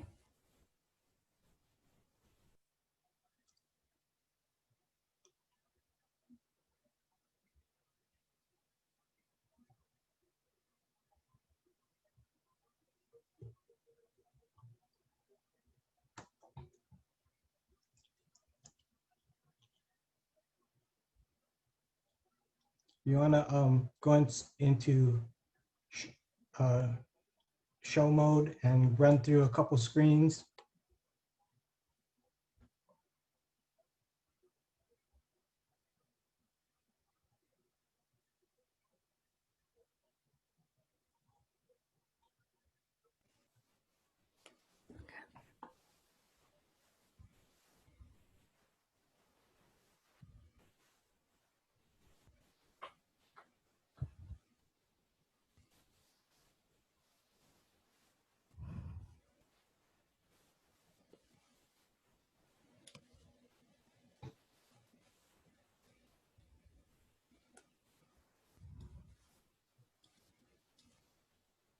Okay. Excellent.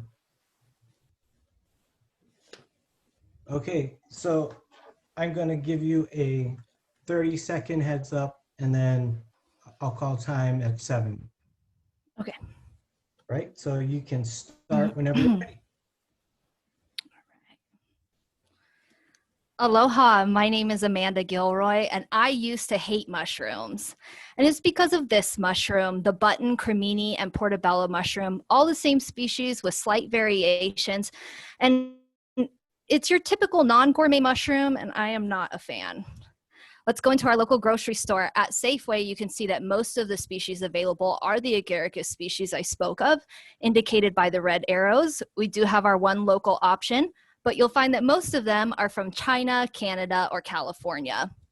Similar situation in other grocery stores, but I did find some enoki from Korea. Now, if you wanted to grow these at home, what would your options be? Well, it's very expensive. You can buy this for $20 at Home Depot, and I can guarantee that it doesn't produce $20 worth of mushrooms. Pain points for the customer: there's a lack of consistent variety, a lack of local options, extremely high prices, and these issues are prevalent all throughout Hawaii, not just the Big Island. Why don't we have more mushroom farms? The barriers to entry are extremely high. There's a lack of cost-effective growing materials, high energy costs due to climate control, and the inability to obtain vital equipment. I'd like to introduce my company, Mermaid Mushrooms. Our focus is on providing a large variety to the people of Hawaii so they can have the gourmet mushrooms of their choice at an affordable price. And we're going to accomplish this by collecting local waste materials, reducing our costs. Why name the business Mermaid Mushrooms? It's brandable, it's easy to remember, and it fits into our island culture. These are the various species that I sell. To the left, we have species of oyster, and to the right, we have lion's mane and chestnut, and they are delicious. Trust a former mushroom hater. So by diverting local waste streams, we can immediately replace 80% of our substrate material. And these are some of the materials of interest. It's not a question of if it will work, but which materials and in which quantities. But we need the equipment to process the material into a usable form. And our waste material, mushroom compost, is very beneficial for soil, and we would essentially trade waste with the farmer, which would aid both of our crops, contributing to a circular economy. Now, there's a saying in the mushroom industry that you have to be a business person first and a mushroom grower second. And for that reason, we won't have time to get into our growing process today. But what I will say is we practice an innovative form of urban farming where you can get a large amount in a small space. Our target market is based on population and the likelihood that a mushroom eater would choose a gourmet option. So we're trying to capture about 10% of the gourmet eating market. And in the Big Island, we figure that's about 2,000 people that would eat our mushrooms on a regular basis. And in all of Hawaii, 14,000. There are plenty of places to sell fresh mushrooms. I sell at the Pure Kona Green Market and to an amazing distributor, Adaptations, as well as a few other small clients. We do sell out every single week, and Adaptations in particular has expressed an interest that they want to dramatically increase their orders. And the best part is that they market to their clients for me. All I have to do is grow it and drop it off. And speaking of marketing, how are we going to get the Mermaid Mushrooms name out there? First, many people have asked me for recipes, and I'd like to do a series educating people how to work with these ingredients in the kitchen. We have been filming the construction of our farm so others can learn from us, and we'd like to publish our successful substrate recipes as well. 95% of our revenue comes from fresh mushrooms. We do sell the mushroom compost, but we don't make much money and would rather trade it with the farmer. And many people have asked us for colonized blocks, which are for home use, and we do have several value-added products in development. This is a 5-year depiction of our revenue and net profit based on our ability to incrementally increase production over time. The bottom line is net profit and includes labor. And in order to reach our year 2 or year 3 goal, we're going to take as little out of the business as possible. Without the $25,000, we are still going to continue our initiatives, but it'll delay this by a year or 2. And it's because of this. This is our annual operating costs before labor for 2 batches. As you can see, the substrate cost is a focus for us. And when we get the equipment, if we get the equipment, it will reduce the cost per block significantly, and reducing our electricity costs is a focus as well. Over 60% of the award will go toward equipment to process, haul, and store the material. We'll also purchase a more efficient AC system, as well as a walk-in refrigerator. And Mermaid Mushrooms is easily scalable by building a grow room off-site and using our current facilities as lab and incubation spaces. This could easily quadruple our capacity very quickly. And I, Amanda Gilroy, own 100% equity and work for the business full-time. I have many skills that I was able to leverage along with my passion for mycology. And when I decided I was going all in, I also went back to school to become academically knowledgeable in my profession. And as you can see by my GPA, I take that very seriously. And we are a family-run business. I have a skilled team behind me. Johnny has management and mechanical experience and works for the business full-time. After 29 years in the military, Rick retired as a first sergeant. He is the landowner and oversees all major construction projects. I also have people much, much smarter than me that can help if I get stuck in substrate testing. Dr. Luria Namba and Professor Amy McLennan are two of my favorite teachers at HCC that I can lean on. Now, you're not going to hear this often, but my biggest competitor is awesome. I love the Elite oyster from Hamakua Mushrooms. That being said, you wouldn't expect one commercial lettuce farmer to supply the needs of the whole island or even the whole state. That's a large burden to place on one company. And there are other small growers on the island. We're going to differentiate ourselves by variety, brand recognition, our advanced indoor growing technologies, as well as many other things. And during COVID, something interesting happened to the mushroom industry. There was a steep decline in restaurant sales, followed by a sharp increase in retail sales, and many growers had scaled back their production and couldn't meet demand, thus a mushroom shortage. In fact, the global mushroom industry is forecasted to grow 8.2% in the next 5 years. And if anyone has anything they feel they can contribute to this mission, please reach out to me at any time. Thank you.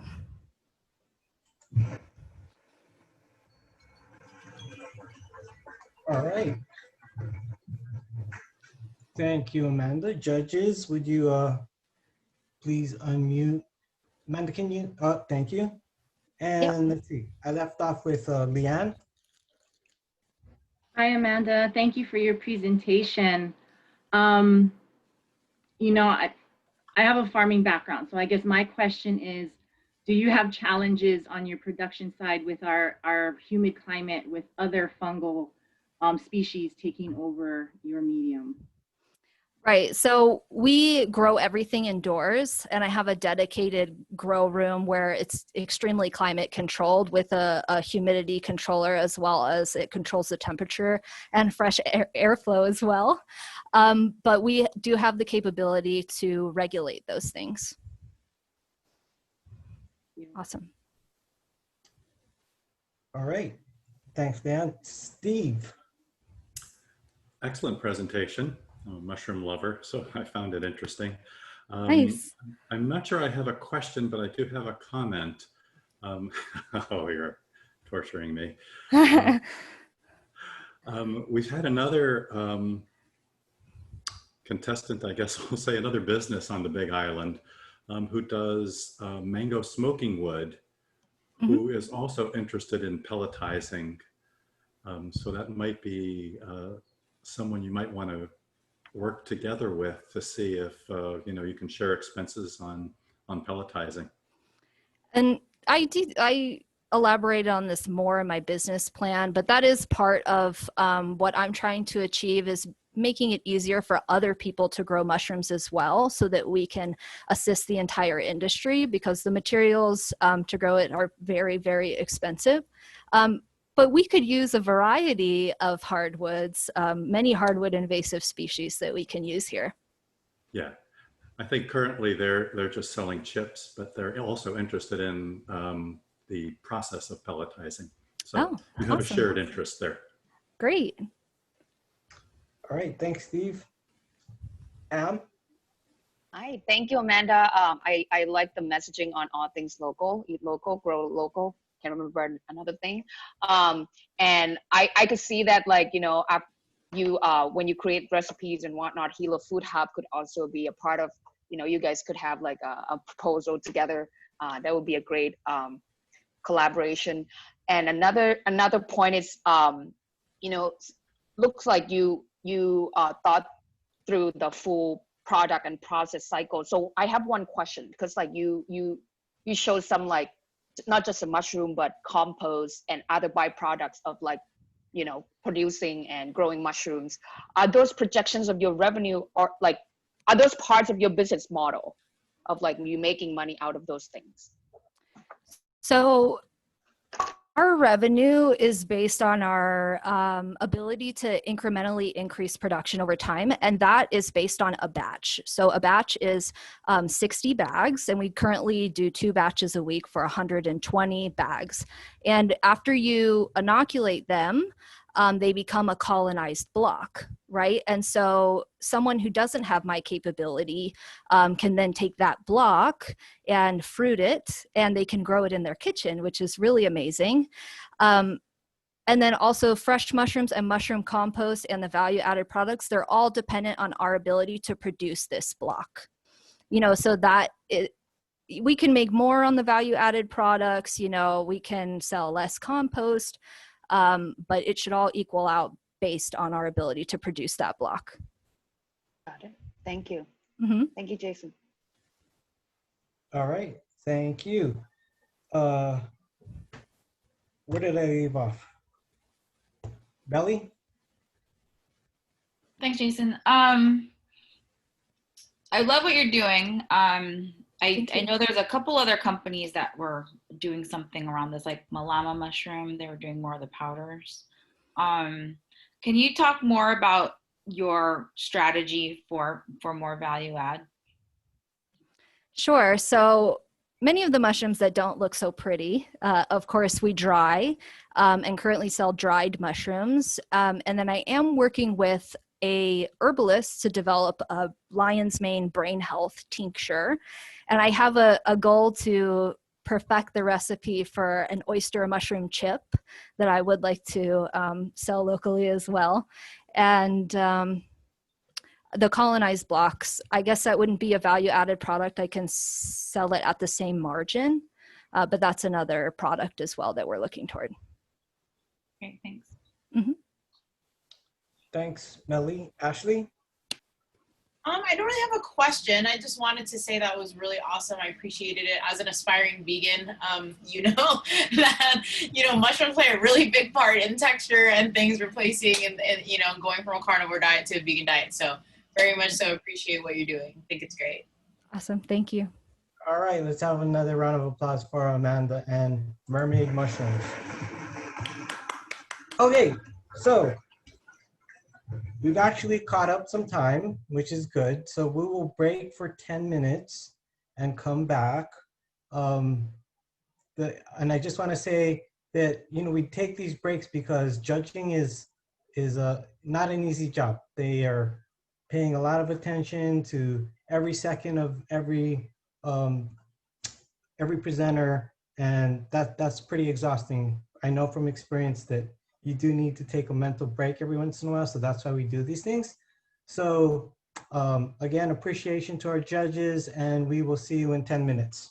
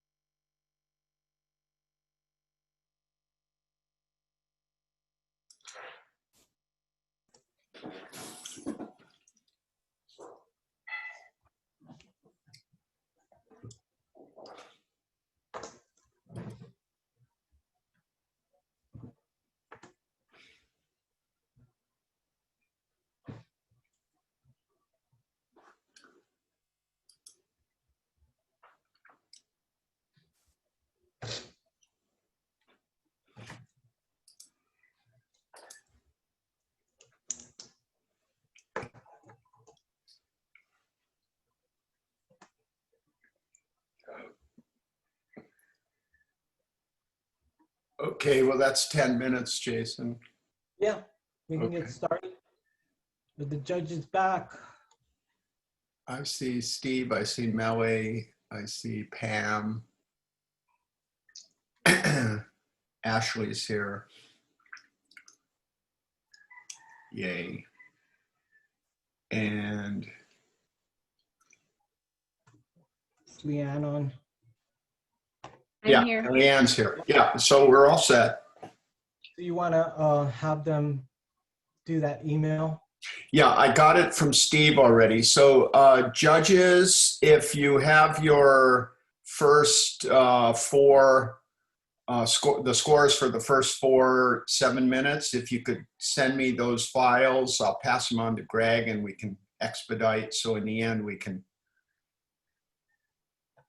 So while you guys Jim, is it okay if we hold off on that? I'd like to look at it towards the end. Sure, sure, And maybe no a problem. different mindset early on versus later. Yeah, no problem. I agree. Okay. So while the other ones are doing that, I just want to explain part of the process. We did a random drawing for the order of the presentations. And so that's how the order was determined. It just so happened that our first four were all ag related. But I just wanted to say that, you know, every year, about 50% of our applicants, our semifinalists, and our finalists are all ag-related businesses. And in fact, 3 of our first 4 years has been an ag-related business. So I think it's just, yeah, clear fact. Yeah.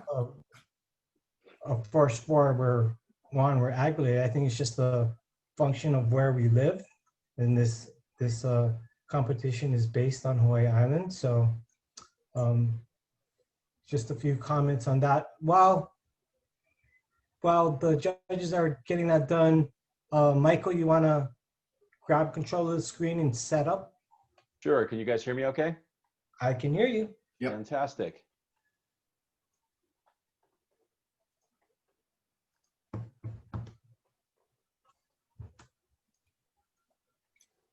And can you see my first slide okay? Yep, and that slid up. All right, so Michael, I will give you a 30-second warning, and then I'll tell you time when the 7 minutes are up. Fantastic. So you can go ahead and Great. start. Aloha, everyone, and thank you so much for the opportunity to present NovaPath Bio's business plan for OrthoNova AF. OrthoNova Advanced Formula is a dietary supplement that's designed to relieve joint pain, inflammation, and discomfort, and it's like nothing else on the market. We have a provisional patent for it. Our mission is to create innovative natural products for people who want to live an active, pain-free lifestyle without harmful pharmaceuticals and invasive procedures. Our team, of course, is me. I'm Michael Weiss, the founder and CEO of NovaPath Bio. I was an NCAA All-American, Olympic and professional soccer player. I played for over 40 years at a very high level, and my knees and ankles bear the wounds of those 40 years. I've had breaks, sprains, just about everything. I've had 3 knee surgeries, and I battle osteoarthritis every day. That was the inspiration for this product. Nothing else worked for me. I had a 35-year career as a C-level executive leader, as a CEO, CFO, and COO. I was a co-founder of 3 startups and that later became successful NASDAQ IPOs. So I've been running businesses for a very long time. And I'm a certified business coach and CEO mentor. Also on our team is Dr. Timothy Franks, who's on our board of directors as a clinical advisor. He's the CEO of the Tustin Health Center in Tustin, California. And he's been treating world-class Olympic and professional athletes for over 35 years, many names that you would all recognize and be familiar with. And he's been doing that alongside of some of the world's most famous orthopedic surgeons as well. Also on our board of directors is Dr. Rick Stockmaster, who is a clinical advisor. He's the CEO of the Newport Wellness Center in Newport Beach, California. He's a certified athletic trainer, a fitness and kinesiology expert, and his real passion is nutrition and wellness. So OrthoNova is a breakthrough, powerful formulation of 9 natural, clinically proven ingredients that pack a big punch to pain and discomfort. And you can see a bottle of it right there. The 9 ingredients were really important. We attacked this in a couple of different phases. The first phase, obviously, is inflammation and pain. You have to deal with that. So we have 6 ingredients here, that address pain and inflammation. Some of these ingredients no one else has. And as you can see, a couple of these ingredients are actually grown right here on the Big Island. The second half of that equation had to do with the actual functioning of the joint, cartilage and joint and hyaluronic acid and collagens, which are part of our product. So we have addressed all of the avenues of relief, pain relief in this product, and it works. So much so that in January of this year, we did a 5-week, 50-patient trial in California. Without getting too much in the weeds and trying to keep this at a very high level, each one of these patient groups is represented by a blue line on the left in the graph. And you can see a lot of these patients started with a pain level of 8 out of 10, which is significant pain. On the right of that same group, you can see an orange bar that represents the pain level that they had at the end of the study. And you can see there's a significant decrease in pain. And some patients reported a reduction of 80% in pain, which is really significant. Domestic manufacturing was really, really important to us. So to that end, we wanted to be sure that we signed up a really good contract manufacturer, and we found that contract manufacturer in NutriScience Labs, which is a subsidiary of TCC, which is a publicly traded company, and they're in Farmingdale, New York. They've been making supplements for over 50 years, so they're highly experienced, and all of their raw materials are sourced in-house and tested in-house with very high-level analytics. And most important to us was their labs are all CGMP certified and registered by the FDA and NSF, which is mission critical in this industry. The market is massive. We're talking about a $578 billion market in nutraceuticals by the year 2025, according to Grandview Research, which is a very important industry think tank. The anti-inflammatory therapeutics market alone is expected to increase to over $150 billion by 2025, and it's the single fastest growing segment of the market in the United States. We want to be a part of that. So our product and marketing strategies are key here. We're going to sell it in single white bottles that contain a 30-day supply of OrthoNova, which will be 60 size 00 veggie caps. We offer a 30-day money-back guarantee on any unused product.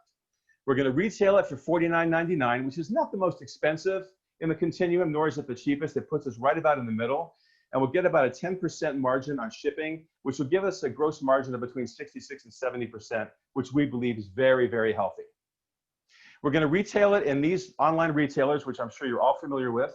Each one of them requires incredibly deep analytics on the product. So getting a contract with all of these guys is lengthy and cumbersome and requires certificates of analysis, which we are currently working on, but we're going to be there.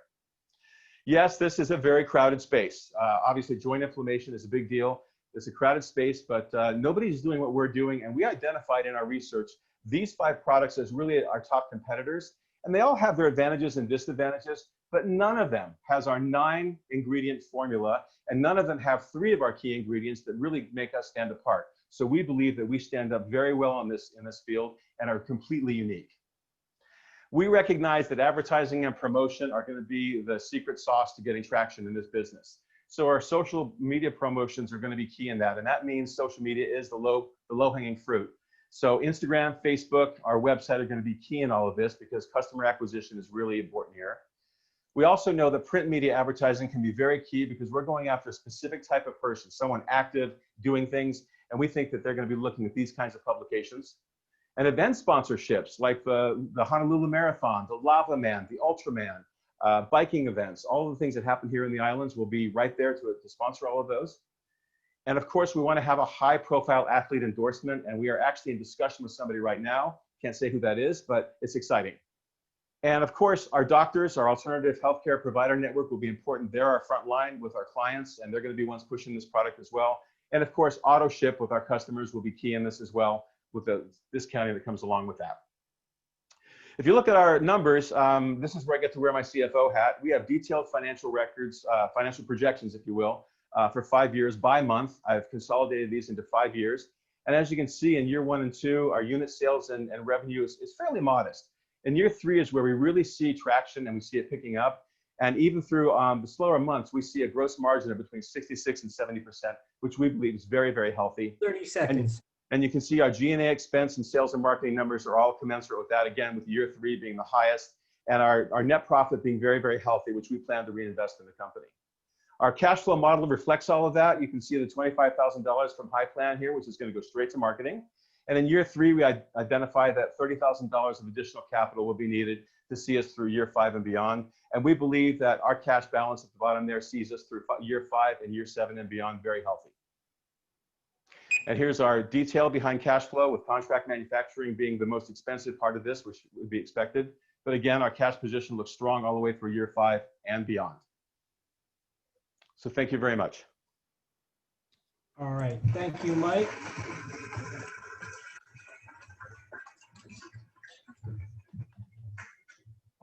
Michael, can you exit the, okay, thank you. There we go. Leanne, questions or comments? Ooh, first up is hard. Thank you so much, Michael, for your presentation. Thank you. One question I had was, do you see, you know, I see the manufacturing is out of state, and I know we don't have a lot of that capability right now, but what do you see as potential to have some of more economic benefit to Hawaii Island? That's a great question. And yes, manufacturing is difficult because the facilities have to be FDA certified and CGMP certified, and that is a long process. It's like an ISO process. So we've identified, at least early in this, that we're going to have to contract manufacture this for other reasons as well, including product liability. The contract manufacturer assumes a lot of product liability for this. So, but what we want to do is we want to engage local growers. You know, so I think it was Jim or Jason that said there's a lot of ag here, and there are growers of things that are in our product all over this island, and we are currently in discussion with some of the growers here for turmeric, curcumin, and some other things that are in our product for a product right here from Hawaii, because as we all know, people love stuff from Hawaii. So we would love on our label claim to say that we are using Hawaiian turmeric or Hawaiian cat's claw or whatever it is. So we are currently in discussion with some growers here to do that. And that could bring a whole new industry profile to the growers here, and not just be food-based, but also be supplement product-based. So we're excited about that. Thank you so much, Michael. Thank you. Thanks, Dan. Steve? Yeah, I have a question. I noticed in your financials, you talked about year 1. Yeah. What does that translate into? Where are we in that process? That's a great question. This business plan was written quite a while ago, and it's morphed since then. And it did say year 2020 in it. Back in 2019, we had projected 2020 to be our launch year. Well, as we all know, 2020 kind of went out the window. Curiously, though, the COVID situation ended up being a strange advantage for us, and I can explain that as well. But year 1 is really going to be starting December 1st. We have a shipment coming in a couple of weeks. We're actually in manufacturing right now, as I mentioned. And December 1st will be the beginning of year 1. So it's not necessarily fiscal year 2021, 2020. It's December 1st is when we see our first shipments of this product heading out. So that's when year 1 begins. And we changed it in the business plan from 2020 to year 1 because we didn't know how long the COVID situation was going to last. We thought, well, let's just say year 1, because who knows when that's going to begin. So the answer is year 1 begins December 1st, as far as we can tell. Okay. Does your contract manufacturer drop ship then to your? Yeah, they're amazing. They'll do almost everything for us. They'll store it in an FDA certified facility. But what they're going to do in this initial run is they're going to ship the first shipment of 1,500 bottles to us here. I have a wellness center on Oahu that's going to store it for us. Cool storage, certified storage, and a commercial building. And then we're going to distribute it from here initially. It's going to be fulfillment from the islands. Once we reach certain minimums, our manufacturer is also able to do fulfillment for us. This is going to save us a lot of money, and we can do that. So our long-term plan is to have fulfillment for the Hawaiian Islands here and fulfillment for the mainland from our distributor and manufacturer in New York. Okay, great. Thank you. Yeah, thank you. Great question. Thanks, Steve. Pam?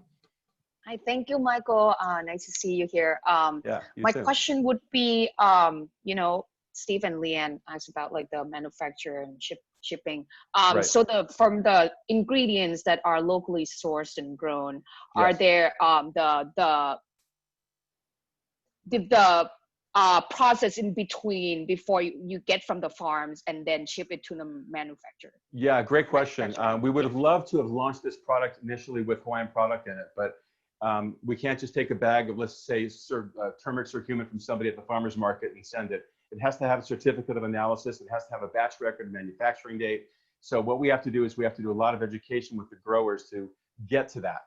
So as I said, we are in discussion doing that. There are some hoops to jump through to protect the consumer. I mean, obviously, we need the purity of product has to be really, really good in our product. So We can't just Yeah. throw it into our mix and say, let's go with it because it's Hawaiian. So Yeah. there is a pause, and we have to get all of the ingredient manufacturers or suppliers up to a certain level of purity and authenticity before we can put it in our product. And that's an ongoing process. But again, I think that's one of the exciting things about this is we're bringing a whole new perspective for the growers to shoot for here. And that could put a whole different spin on growers here in Hawaii and what they grow for, as opposed to food. Now it can go into something that becomes a global product, which is really exciting. Does that mean that you or the growers would need some type of FDA approval through that process? Another great question. FDA, we are not considered a food, and food is not really tightly regulated by the FDA. So foods are one category, drugs are another, and interestingly, supplements are somewhere in between. So what the FDA has done is employed policies from both. They've gotten tighter. I think supplement regulation has gotten much tighter over the years because of some bad product that came from the East some years ago. But I think ultimately what we want to do is we want to be able to tie in all of these things with a local grower so that they have the purity. So I don't think it necessarily means that they have to be FDA certified, but there are certain levels of purity they have to be able to guarantee. And however they get there and analyze that, they will do. And then ultimately our manufacturer tests everything that comes in. So no matter what we say here and ship it, they have to test it and make sure that whatever they got sent is actually accurate. Thank you so much. You're welcome. Thank you for the question. Thanks, Pam. Melly? Hi, thanks, Michael. Yeah, kind of alongside that, wouldn't the locally sourced ingredients need to be like at a pharmaceutical grade in a particular form, or would you be like sending raw turmeric over to the mainland? Great question. Exactly. And that's the issue right now. That's why we weren't able to launch OrthoNova with a Hawaiian ingredient in it, because we weren't able to get the certificates of analysis and batch records. So there's an education process that's going along with the grower that we're speaking about, our turmeric grower specifically. The other ingredient that's grown here is astaxanthin, which is produced here locally in Kona by the airport by Cyanotech, which is a publicly traded company. So their certificates of analysis are already there, and we're in process with them to get that product locally, and that's going to be awesome. But so with that in mind, isn't the xanthocin, is that a similar? Astaxanthin, yeah. No, the xanthocin, it's a local company. Yes, it's Cyanotech. They're right down by Kona Airport. Yeah. Okay. How is your product different from that? Our product is very different. Their astaxanthin is pure astaxanthin in a gel cap. BioAstin is the trade name. And it's in our product. But BioAstin is really going after a more general wellness concept than we are. We're really specifically focused on inflammation and joint pain. And astaxanthin is, if you read the label, it's covering, it's good for the eyes, it's good for the skin, it's good for everything. That's great. We have it in our product, but it's a too broad, it's a shotgun approach to wellness, and we're really being very specific. But we have astaxanthin in our product because of those things. So it's one of the many constituents of the product that help us with the anti-inflammation and pain. Thank you. Last question. Yeah. So I know you're hoping to at some point incorporate more Hawaii ingredients. Yes. Be kind of more part of the Hawaii ecosystem. How is that incorporated into your marketing and branding and the product? Yeah, right now? That's a great question. We're excited about it. All of our administration is here on the Big Island. We have a marketing expert that's standing by, getting ready to go. She's in Waikoloa Village, and it's really important that we get that on the label. That our initial label proof said, Hawaiian ingredients, Hawaiian astaxanthin, Hawaiian curcumin. That had to be set aside for now, just because we couldn't get the certificates of purity that we needed from our growers here. But that's a big part of this. The big part of the mission is to make sure that we have Hawaiian ingredients in this.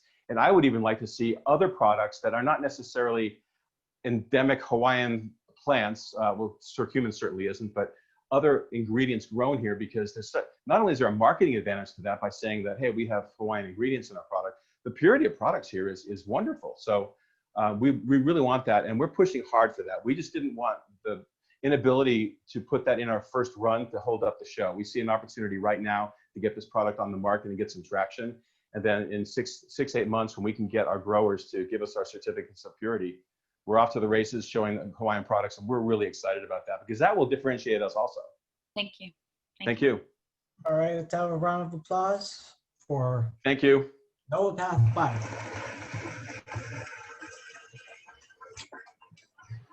All right, so while the judges are finishing up their scoring, Krisha, would you come and set up your presentation? and unmute.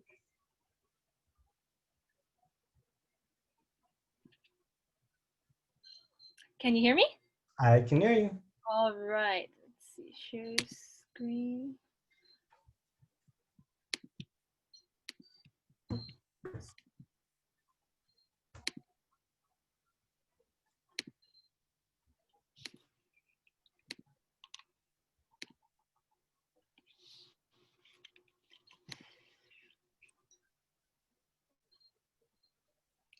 You want Can to everyone scroll see the scroll screen? through a couple?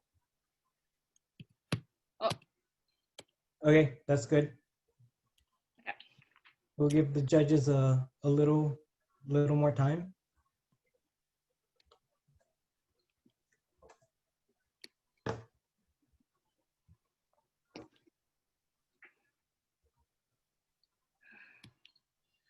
Okay, Krisha, so I will give you 30-second heads up and then I will call time at 7 minutes and you can start whenever you're ready. All right. Thank you.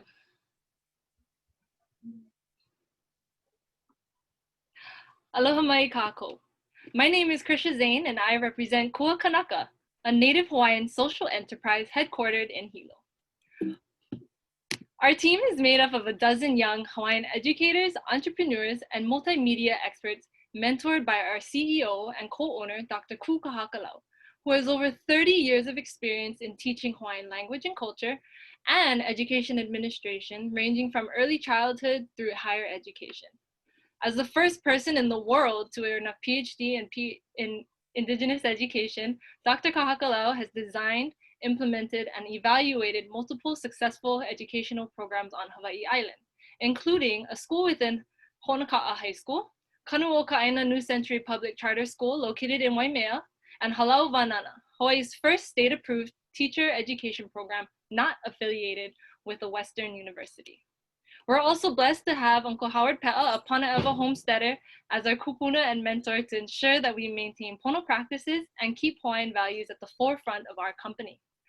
Other mentors include Lisa Kleisner of Hawaii Investment Ready, who provides weekly business coaching to our CEO, as well as Omar Sultan of Sultan Ventures, who is coaching us in high impact investing. Although we are a relatively young company, most of our team has been working closely together for over 2 decades, creating innovative, interactive, culturally driven educational tools, games, and learning opportunities that advance Hawaiian language and culture. All of our products and services are grounded in the pedagogy of Aloha, align within our Hawaiian values and cultural practices, and integrate our native language at a very high level. Our latest venture focuses on the development of e-learning courses and webinars on Hawaiian language and culture that facilitate learning anytime, anywhere. Since founding Kua Kanaka in 2017, we have expanded our products and services from in-person consulting and professional development to launching our Cards for 808, a Hawaii party game modeled after the Cards Against Humanities, and Kanaka Kitchen, our interactive cooking experience to learn Olelo Hawaii. We also began to explore an e-learning market, reaching nearly 150,000 viewers this summer through a webinar series of ancient Hawaiian stories. After piloting our first hands-on Hawaiian language and culture e-learning course, we've also officially launched our Education with Aloha, or EA e-learning program, along with EA Ecoversity, a culturally driven higher education and career training program for Hawaiian youth and young adults. Since we founded Kua Kanaka, we've experienced an average annual growth rate of 98%, with about 60% coming from consulting and professional development, 30% from Cards for 808, and 10% from other products and services, including our Kanaka Kitchen.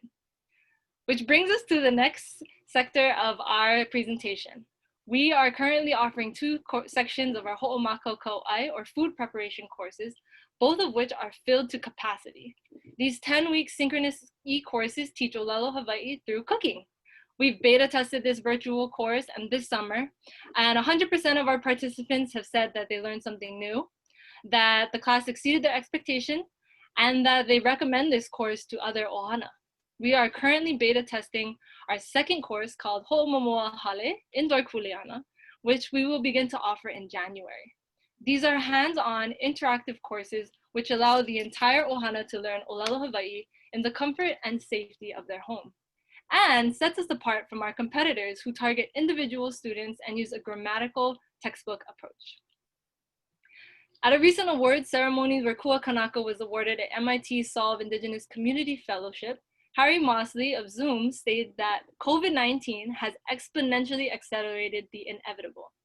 In fact, what in 2019 was a $180 billion industry is projected to grow into a $350 billion industry by 2025 as schools transition to online and blended learning.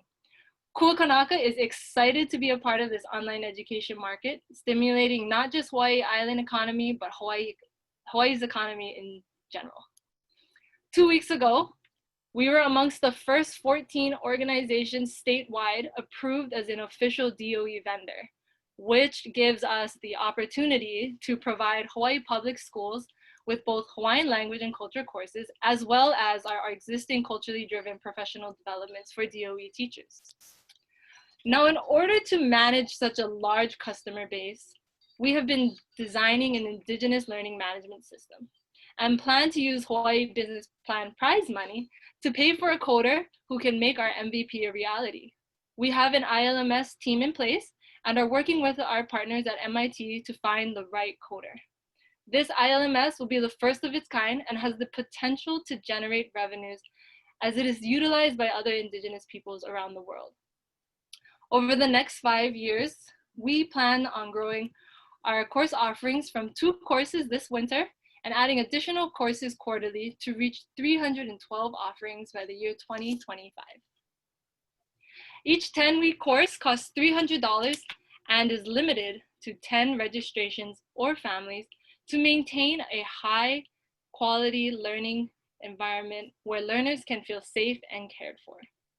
In 2020, our courses will generate $6,000, with 60% used to pay for instructor salaries, web support, and administrative fees, with the remaining 40% in profit will be utilized to support our EA Ecoversity.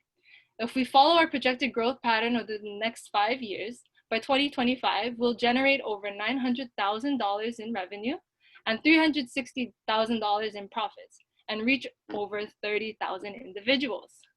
Moreover, we expect our DOE contracts to allow us to scale up and be at the forefront of the e-learning market in Hawaii.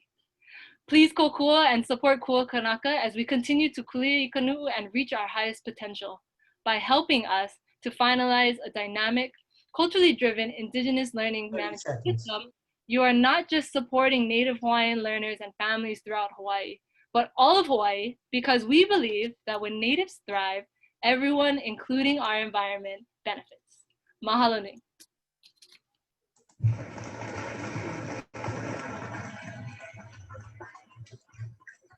All right, thanks, Krisha. Okay, Where's the? on the top. All right. All right. Ashley, would you unmute? Any questions or comments for Krisha? Yeah, mahalo, Krisha. That's awesome. Coming from just moving home, looking for a lot of resources like this for myself and my household. So super aligned. I wanted to understand a little bit more of like becoming the certified DOE vendor. So what does that kind of, not that process, but what does the timeline look like before you're actually, you know, in DOE and like your first 1 or 2 schools maybe? Well, this is actually, thank you for the question. It's really great. So basically this DOE vetting process is the first time ever that the state's ever opened it up to local vendors. So the timeline for that, we had literally just received this approval and acceptance 2 weeks ago. So right now we're looking at creating our marketing campaign within our company with the hopes that we'll be able to launch as early as maybe January, or if not this following school year. Okay, awesome. Congratulations on that. Thank you. Thanks, Ashley. Leanne?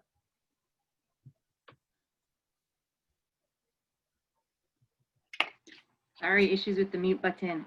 Mahalo for that, Krisha. My question was around, you know, what challenges, if any, you see when a vaccine comes out and maybe, you know, schools go back to traditional learning settings, you know, do you foresee that impacting your business model? I think the initial, my first response first off is no, because our target really was the ohana, the family, and that creating that family course for our courses to become a part of the household. And so with the recent opportunity to go to the DOE, that just kind of took it off to a whole nother direction. And at this time, we're unable to give clear projections of what we want to do. So the ones that we have right now are projections based off of, you know, the idea that we're focusing on the families right now. Mahalo. Thanks, Dan. Steve? Yeah, very interesting presentation. Makes me wish I did speak Hawaiian so I could watch some of the cooking courses.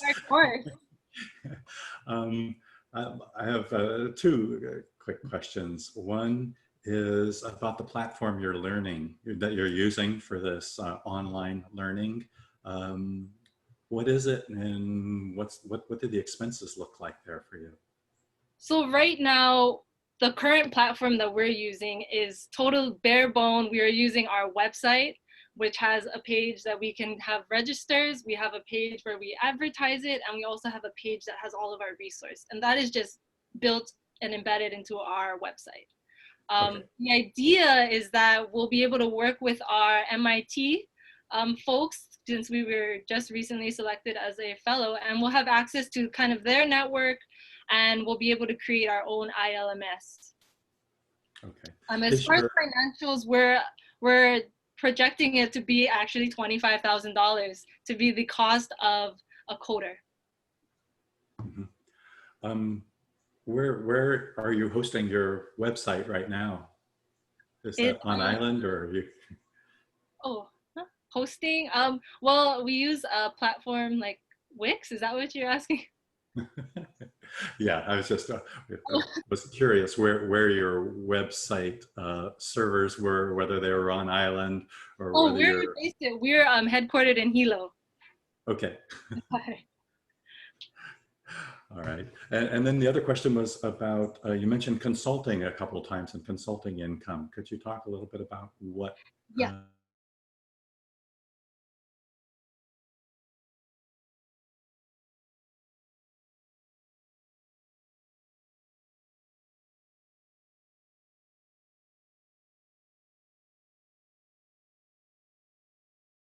Nonprofits and organizations, private and public.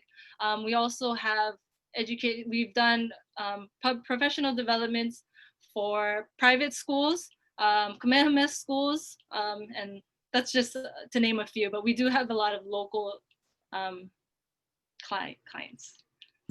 Okay, good. That answered my question. I'm in the consulting business too, but none of my clients are in Hawaii, sadly. Oh.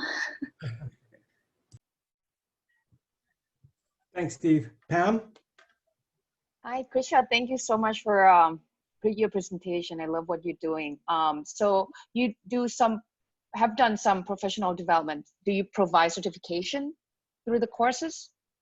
Well, the professional development that we do is more for educators at this point. I see. So it's for example, we've done professional development to recently teach a school how to get their teachers to be able to do things on a online learning platform. Mm-hmm. And we were able to show them some new technologies. Of course, we're all learning as we go, literally, but we were able to show them some new tools and resources that they'll be able to utilize. And for us, if we can educate one or help 1 or 100 people, then we've made the difference. Okay, thank you so much. Jason. Thank you. Thanks, Pam. Melly? Can you share the makeup of who your customers are, the breakdown so far? If this is so regarding the e-portfolio or just in general? The e-portfolio. Or e-learning. All right, so we have in one course, we have about 25, and another, we also have about 28. And so all of these are, I think maybe I would say 3 out of 75% of them are families, and maybe 1 or 2 of them per class are maybe individual learners. We have people in California who are Hawaiians and they've been wanting to learn Olelo Hawaii, and we have people who are just interested in learning and part of our network. And how did they find out about you? What was your customer acquisition strategy? We reached out to our local word of mouth type of coconut wireless streamline up until now. And we also have our partners who have been just so loyal to promote the things that we do. And so those collaborators all have benefited us in that sense, where they're able to like repost or share amongst their email threads. And so we were able to fill our courses. So moving forward from that and scaling and growing, how do you anticipate continuing to drive more users beyond friends and family? Well, with the DOE as our recent vendor, we expect to be at the forefront of e-learning, especially with this particular course. This is the first, we're in our very infancy stages of developing courses. And should there be other type of courses that are interesting to our community, we are open to building those types of courses. But at this time and at our capacity, we can do the Olelo Hawaii for now. Great, thank you. Thank you. All right, let's have another round of applause for Krisha and Kua Kanaka. Okay, so while the judges are finishing up their scoring, I'm gonna have Upcycle Hawaii come and set up the presentation. Maddie, unmute.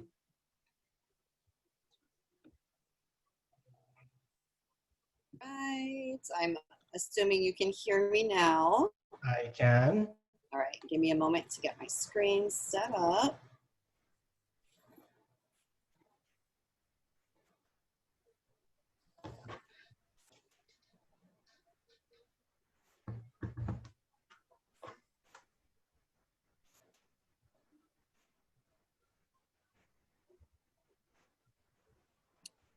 You want to Okay, let's cycle see through a if few? toggle. Okay, good. Cool. Let's give the judges a little bit more time. Sounds good.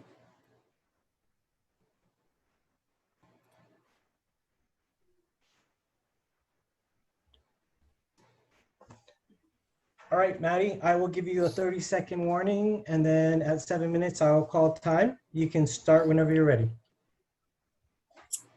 Question.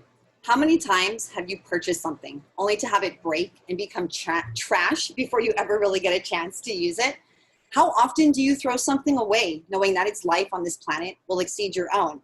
Well, like so many other people, these are experiences that I have been having most of my life and grown quite tired of. Not to mention, we have a big problem with solid waste on Hawaii Island. I'm sure you have all seen these headlines over the last year. The closure of the Hilo landfill, extreme scaling back of local recycling programs. Our current path is simply not sustainable. Not to mention, the Big Island is in a unique geologic position, forcing thousands of pounds of plastic pollution onto our southern coastlines. Now, I became obsessed with this issue and combined my passions and backgrounds for art, science, and business to bring to life my own creative solution to this problem. A company that can create unique and quality products from materials that would otherwise to contribute to landfill pressure. And without further ado, introducing Upcycle Hawaii LLC. We were born in local farmers markets in 2015 and have since grown to become an internationally recognized brand and local manufacturer of quality upcycled products. Now you can see on this page examples of our product lines, including jewelry, pouches, and accessories, which are made from materials, but not limited to, plastics, marine debris, rubber, and vinyl banners. It is our mission statement to divert mass from local landfills, giving overlooked and underappreciated materials a second life by creating unique and quality products. And if you didn't miss that number on the previous slides, we are celebrating over 20,000 square feet of plastics saved from local landfills. Our current business model is simple. We receive post-consumer materials donated by our community. We then manufacture those into value-added products, which we then sell to our customer. And who is our customer? Well, they are mainly middle-income females between the ages of 20 to 50 years who are eco-conscious, but we do see a lot of buyers. And our wholesale partners are mainly specialty and boutique retail stores. Now, because of the diversity and uniqueness of our products, we're in the center of a Venn diagram of lots of market opportunity. But thanks to COVID, we are now totally focused on a very large and fast-growing market, online apparel and accessory stores. You can see $103 billion and growing. And we are also experiencing firsthand a growth in our customer demographic, support, and sales thanks to the growing green movement in support of sustainable businesses like ourselves. Now, within this marketplace, we do have a number of competitors. For example, Rareform and Remember Me Green are both companies that make their products exclusively from vinyl banners, a material that we also use.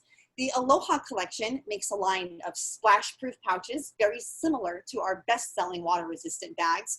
And we like to put Patagonia up there, because not only do we see ourselves similar in origin story and environmental passion, but that is a company whose footsteps we would like to follow in. Now let's talk traction. Up until COVID, we were all about COVID. We were all about wholesale, not COVID. And as you can see in 2019, we were actually able to double our revenues. And we came out of the park swinging in 2020 with a high sales record in January. And then COVID happened and we had to pivot. So first thing, we created 2 post-COVID products, our reusable face masks and plastic carrying cases. And then we pivoted heavily into our online resources, and we experienced immediate month-over-month website sales growth of 242% in March and 281% in April. Since March, we have shipped to 3 countries and over 30 states, and right now we are experiencing over 1,300% year-over-year online sales growth. Now, we had a pivot, which with that came a new market strategy. We have already upgraded our website platform onto Shopify, completed the purchase of our barcodes, allowing access to more online selling platforms. And now we are not only selling on, but we're getting orders on Etsy. Now, with those items checked off the list, the now strategy and where your investment comes into play, it's all about e-commerce. So we want to ramp up our online advertising. We would love a professional to help with our website optimization, and we're going to need some updated video content to support that advertising. I've included a couple of graphs, and these are screenshots from our Shopify and Google Analytics accounts, and you can see that we are starting to see steady increasing site traffic thanks to just some small advertising campaigns that we launched back in September. Some examples of how we look different online since COVID. Well, like I said, we've launched a new website, and we are now creating more marketable social media posts. Now, let's talk financial projections, which I'll admit is harder than it's ever been. But I know that with our previous growth experience, with your investment and the right market strategy, we will grow to become one of Hawaii's $1 million sustainable companies. And what is our execution plan to do that? Well, as I previously mentioned, it's all about e-commerce now. So we'd love to invest much more heavily into more aggressive online marketing. We're going to keep those new products coming for our customers. And thanks to some recent financing, we are ready to increase production when needed. And we have not given up on wholesale. So we have that market strategy totally ready to go when the timing is right. Now, how are we going to use your $25,000 investment? We plan on spending $15,000 of it within the next few months to get e-commerce everywhere, all right? We want to spend half of that $15K basically on advertising and use the other half of that $15K for some professional help with our website and some better video and photo content. Now, due to current unknown economic climate, we are likely to set $10,000 of that into our working capital to ensure the future growth and health of our company. And what does the production team that's going to make that happen look like? Well, myself serving as the owner, founder, CEO, head of marketing and sales. Our full-time production employee is transitioning into becoming our production manager, and our team will consist of 1 to 3 part-time employees. Now, who am I and why am I worth your investment? Well, first off, I am lucky enough to have lived on the island my entire life. My name is Maddie Mae Larson, once again, and I am a lifelong entrepreneur and creative. I am a passionate environmentalist, one of the hardest workers I know, and you guys, I am in it 100% for as long as it takes. And with that said, I want to make sure y'all know that the name for that check is Upcycle Hawaii LLC. We are so excited about your investment, and we look forward to working with y'all. Thanks for your time. Stay green. Thanks, Maddie. All right. So, judges, Ashley, would you unmute and questions or comments for Maddie? Yeah, thank you so much, Maddie. That was great. I'm trying to understand sort of the process of obtaining the materials. So I don't know if I missed it, but is there a cost to you to get the post-consumer materials? No, we are so fortunate. First off, we're in a great location right here in downtown Hilo. And so we allow people to come and donate their materials. But if I'm being completely honest, everything comes to Hawaii wrapped and shipped in plastics. So we are currently overwhelmed by small businesses and large businesses that want to divert their waste right to us. For the most part, it's coming to our door, and sometimes we have to go pick it up. But right now, we are getting an overwhelming amount of material coming our way. Got it. Okay, great. Thank you. Thank you. Thanks, Ashley. Leanne? Thanks for your presentation, Maddie May. I don't really have a question. I just think what you're doing is awesome, and mahalo for your presentation. Oh, thank you for your time today. Thanks, Leanne. Steve? Yeah, in the past, you've mentioned needing some capital for production equipment. I see now that you're mainly looking for e-commerce uses for the funds. Does that mean you're set now as far as production machinery and capacity for the growth you have planned? Yeah, we are super fortunate. Thanks to exposure through High Plan and continuing to get our word out there. We received a $15,000 small loan at the beginning of this year, which allowed us to purchase 3 pieces of equipment to automate what we needed to automate. And right now we're actually completing funding through the Johnson Ohana Community Foundation, the Jack Johnson Ohana Foundation. They're going to be giving us $25K, which is absolutely going to support any little bit of equipment we may need to get us through the Christmas holiday. But most importantly, when we might be able to bring some of our lost COVID employees back in for help. Excellent. Thank you. Yeah. Thank you. Thanks, Steve. Pam?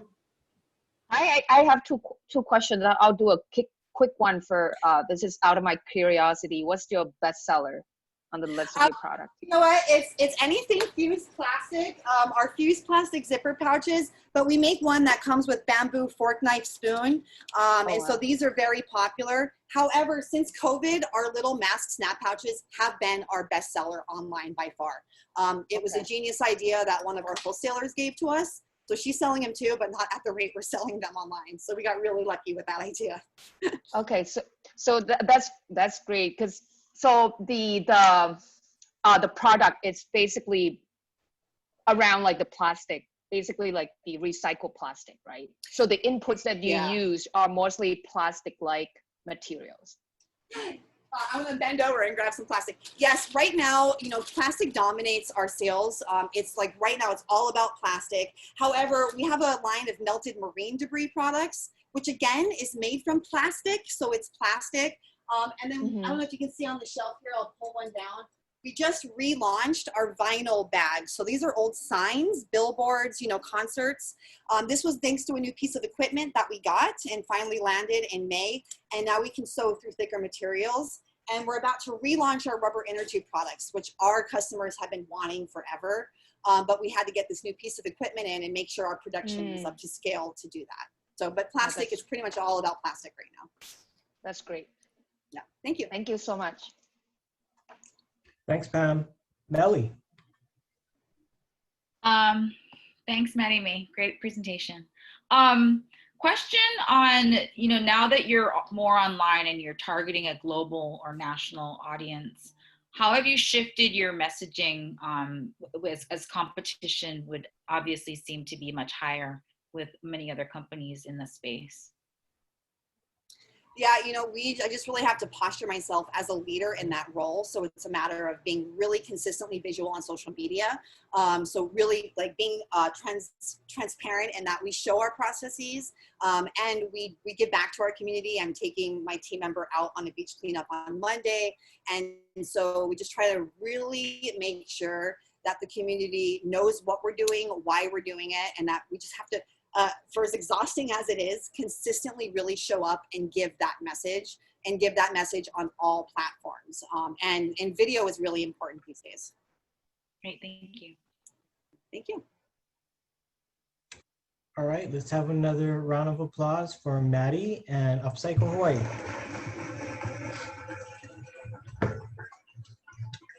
All right, so our final participant, Brooklyn from Ohana Goods. Can you come on Hello, and aloha. set up your presentation? Test 1, 2. Can you hear me? Perfect. Okay, let me Can just hear you. share my screen here for you. And let me make sure we're able to switch back and forth here. There we go. All right. Right, let's give the judges a little more time. No problem.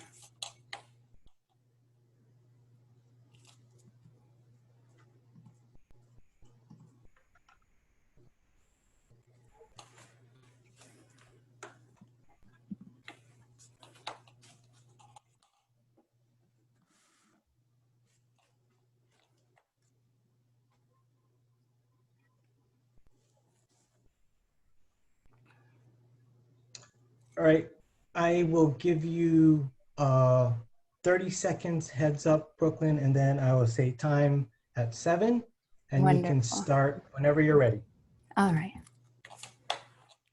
When Joy Mangano invented her Miracle Mop in 1992, she thought of every single customer pain point.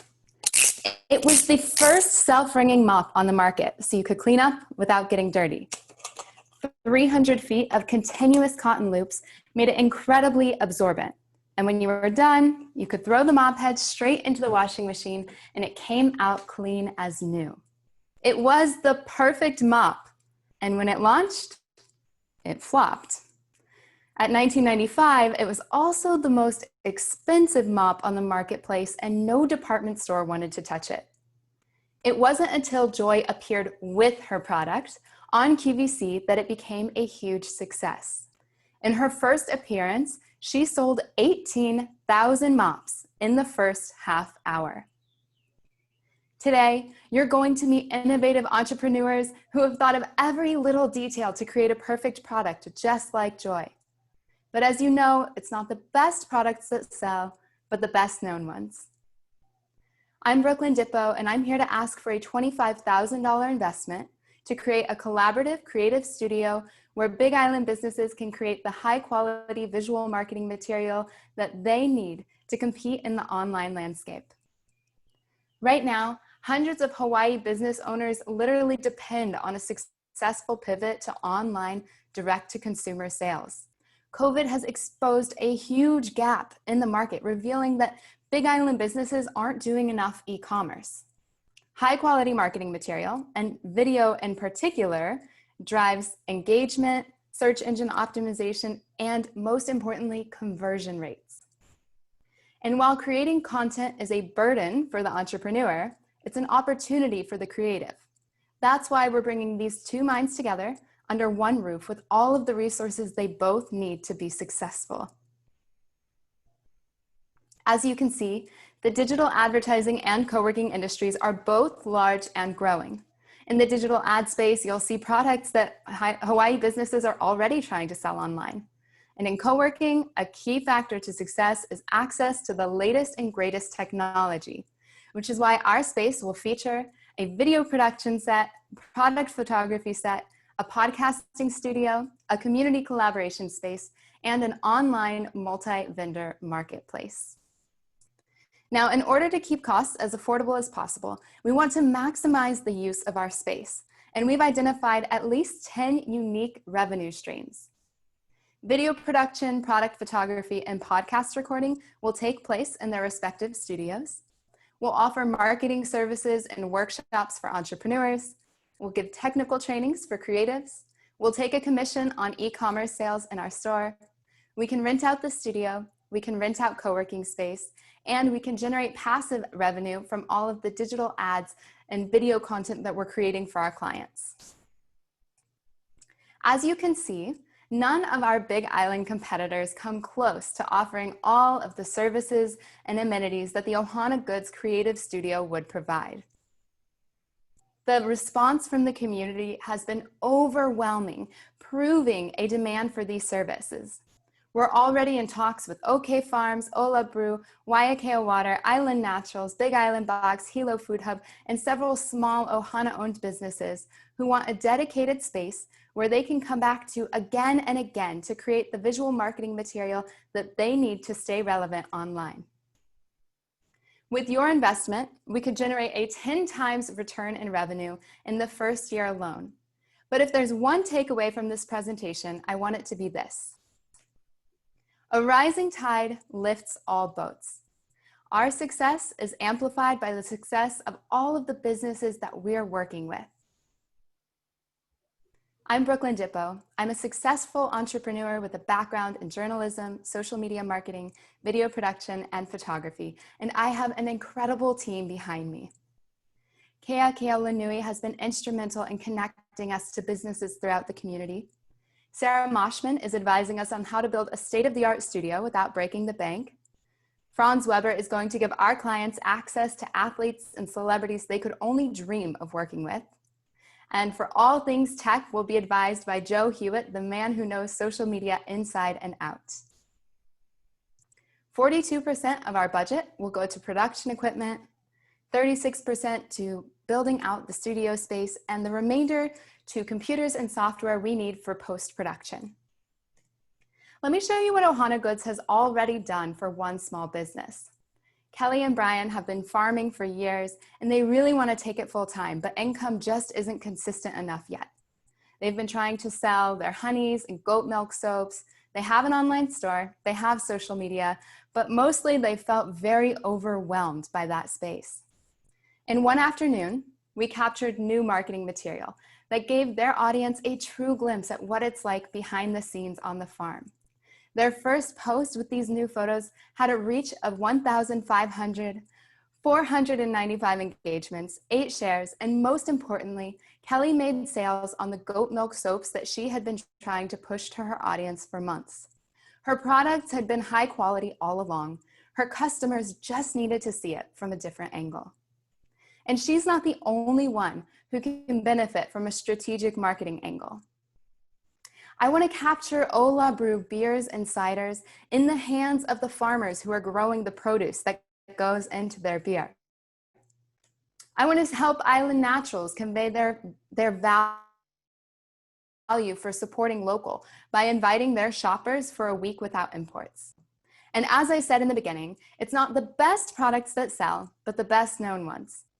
That's why I want to help my fellow High Plan competitors who are creating some of the best products and leading some of the best missions on this island to become some of the best known businesses as well. Hope access to affordable, comprehensive visual marketing production. With your help, we can raise the tide and uplift Hawaii entrepreneurs as a one-stop shop for all of their visual marketing needs.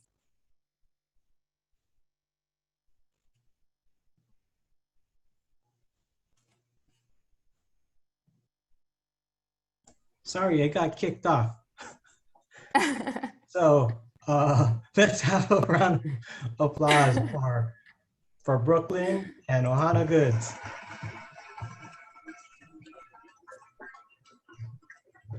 I trust you are on time. I'm sorry about that. So, I rehearsed it. I think it was under. Ashley. Yes, awesome job, Brooklyn. Really Thank you, enjoyed that. Ashley. So I have 2 questions. One, do you already have a brick and mortar studio in place? And then 2, when you were on your slide about all the revenue streams that you guys see, I just wanted to understand maybe the partnerships or how you're going to attract those subject matter experts and how that's factored into kind of budgeting. Thank you so much for your questions. So to address the first one, in terms of a space, we don't have one already. The space we're looking for is going to be very specific because we want something centrally located, but also quiet enough that it's easy to soundproof and do the video production.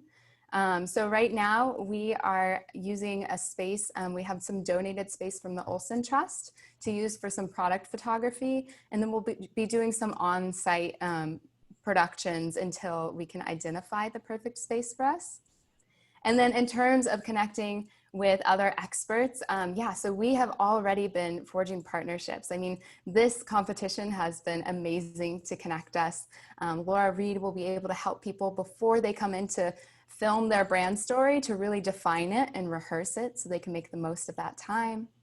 We're going to work with Zach at the Hilo Food Hub to connect with the food entrepreneurs. And we've talked about using his space to do some, production. If we want to film recipes being made, we can use that space. And in exchange, we'll be providing some marketing services to their clients and advice through workshops there. Nice. Okay. Yeah. Awesome. Thank you so much. Thank you. Thanks, Ashley. Leanne? Thanks, Brooklyn. Great presentation. My question, kind of building off of Ashley's question around the experts. I saw your panel, your team of folks that you have with you. Do the services or expertise that they provide, is that built into your fee structure that you would charge folks to use it, or is it, a la carte? How do you see that fee system working with access to your team of experts? Great question. So our team of experts is there to connect us and help us to grow, advise us as a business. And then as an extension to help others, a couple of them will be taking a percentage cut. So they might take a commission on different transactions and connections that they're making.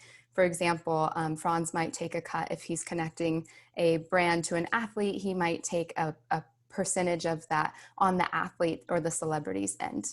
On the same note, Joe might advise on who they can get connected to for developing a program or an app that's relevant to their product.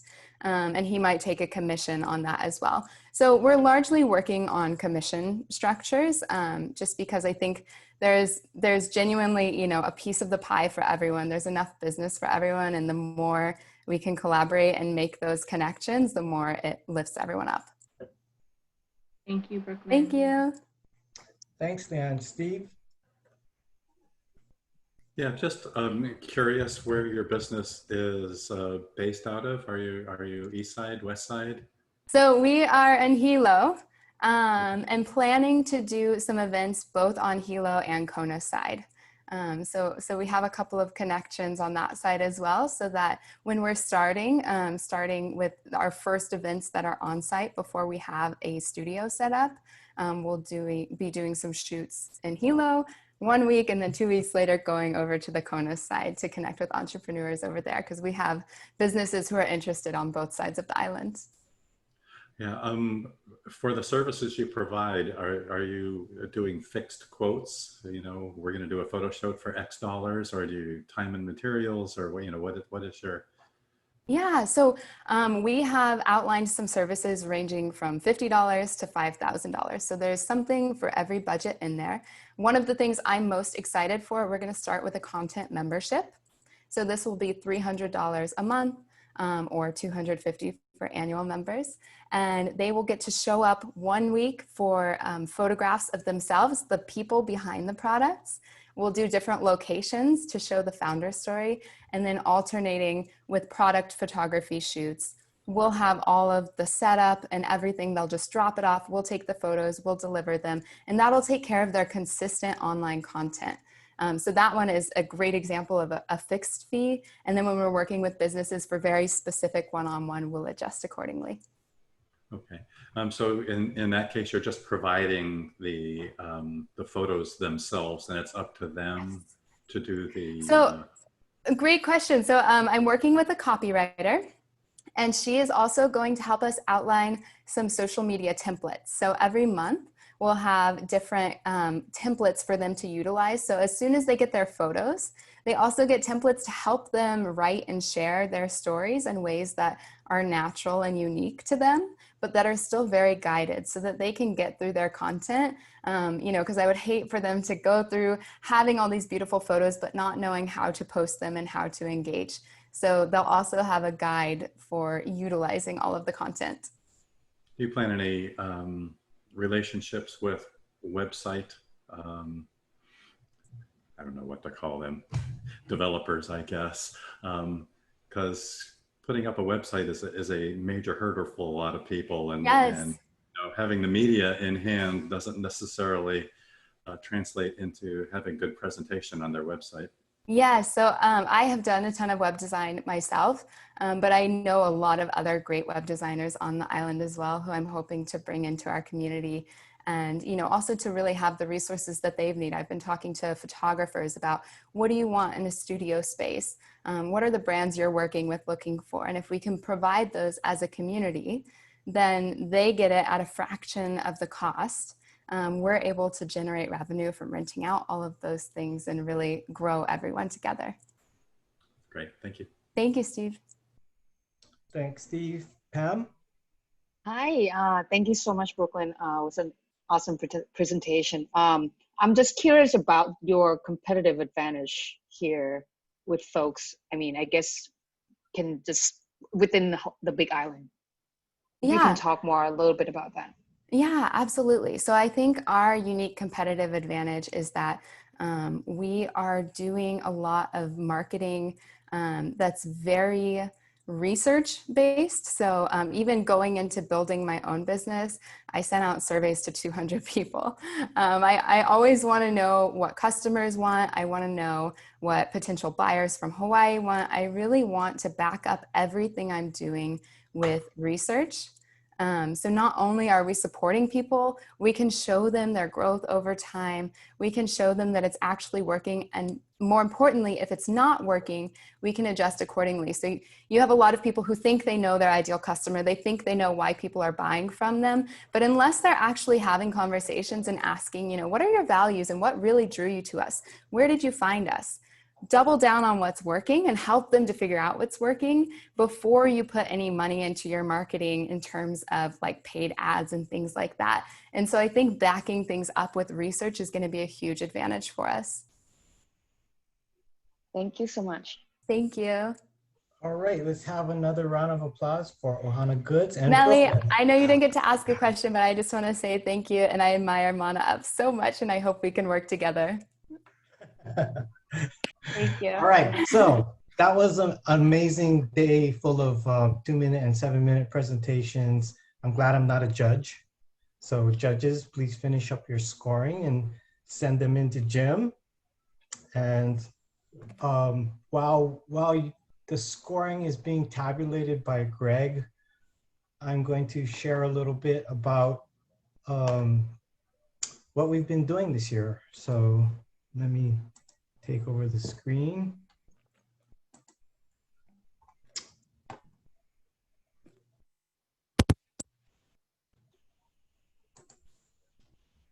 Oops.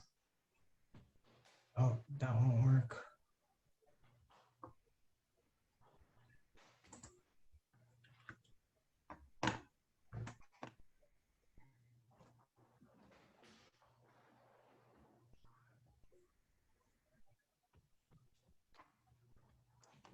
I'm using 2 screens, and for now it's not letting me do extended screen, so.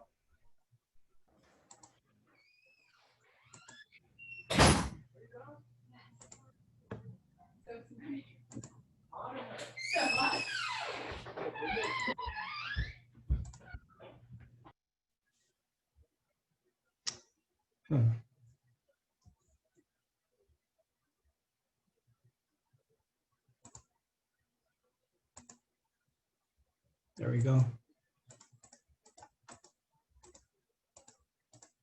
right, so, we're very fortunate this year to have, like I said, our sponsors, Kamehameha Schools, Ulupono Initiative, County R&D, Hawaii Community College, to put on our events this year. And so one of the first things we did this year was we did the first ever Hawaii Island Hackathon by High Plan. We teamed up with BizGenix, who's my friend Steve Su in Honolulu.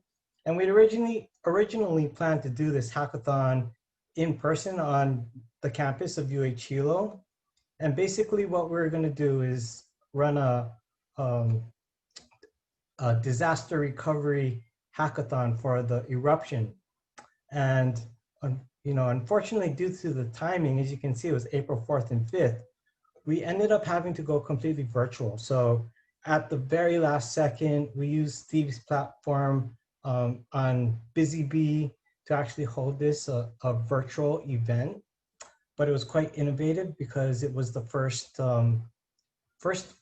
ever disaster recovery hack in the state, and it was the first 100% virtual hack. So the reason why we decided to do it rather than postpone it was because we thought that this was going to be the future with COVID. So we went, we did it. We had every technical problem you could imagine, but we pushed through and it was actually a great success. So I have a little video to play.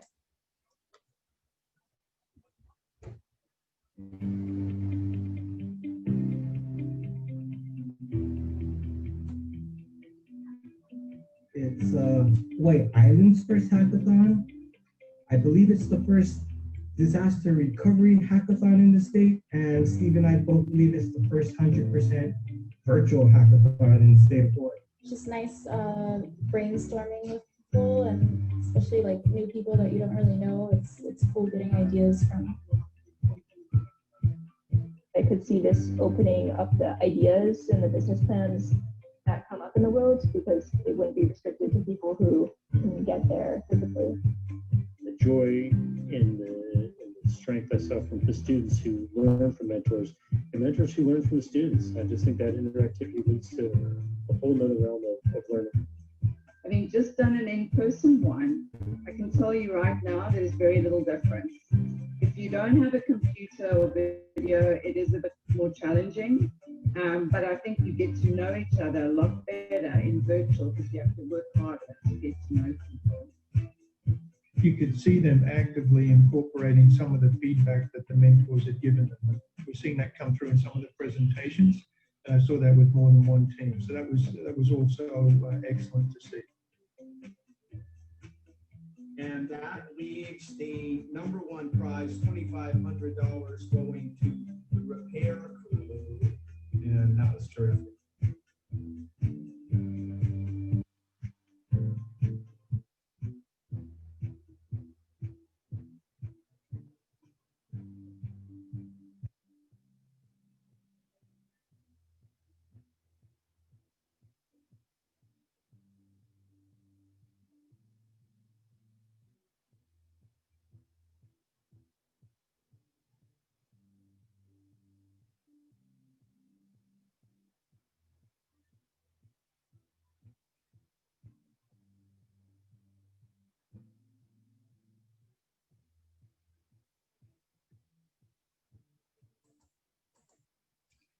So that was a really great event. The teams are actually made up of mixed campus between UH Hilo and Hawaii Community College students, mixed majors, and we had, because the students had been sent home for the semester after spring break and didn't return, we had some international students participating from Mexico and Spain. We had mentors from San Francisco, all the way out to the East Coast in North Carolina, and of course Honolulu, and here on Hawaii Island. So it was a really good event, and we were very happy that we didn't just postpone it, and we pushed through. So the other things that we do on a consistent basis, we used to do entrepreneur meetups twice a month, once in Hilo and once in Kona, and because of COVID, we couldn't do that anymore, so we had to go virtual. So we've been doing them virtually ever since, and just doing one a month. Attendance had been good until this past month. I think we have some COVID fatigue going on, some Zoom fatigue going on, and so we're hoping that this will be able to continue. But we're, at these meetups, we basically wanted our island's entrepreneurs to have the opportunity to network with each other, and then we would have a guest speaker. Melly James was supposed to be our guest speaker in April, but because of COVID, we couldn't have her. So we're looking forward to having her virtually sometime soon. Hint, hint, Melly. Oh, and before I get to this video, the other event we did in late spring was we had a High Plan demo day, which featured some of the finalists from our first 4 years of the competition, and they competed for cash prizes. And basically the intent of our demo day is to expose our island's entrepreneurs to the investment community. So if that's one of our island's gaps that we need to fill, is access to capital. You know, we've been doing this competition to try and help that out, but we really need an investment fund for micro entrepreneurs. And so hopefully that's something we'll be able to do in the future. You know, this competition, I did see a comment, is, you know, unfortunately we can only, we only have the funds to give away one prize. We would, you know, like, of course, to give away more money, but because of the COVID crisis this year, we don't have as much prizes. But we do think that the amount of talent here on island is tremendous and deserves some investment. So in round 2, we were fortunate to have a company, RK Builders, and this company, although they didn't make it to the finals, had a really interesting 7-minute pitch in which they played most of this song in the beginning of their presentation. And I just wanted to give them a little exposure. It's a great company. Rick and Jeremiah, who's going to be playing, they use Albizia and make guitars.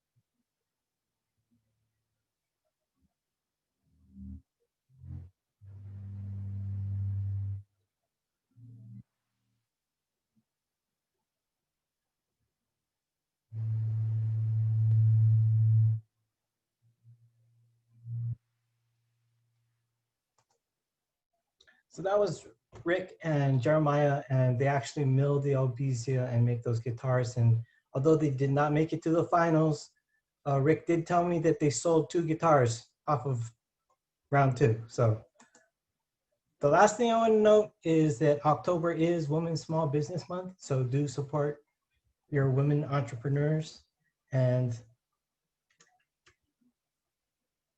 hopefully we will have a winner soon.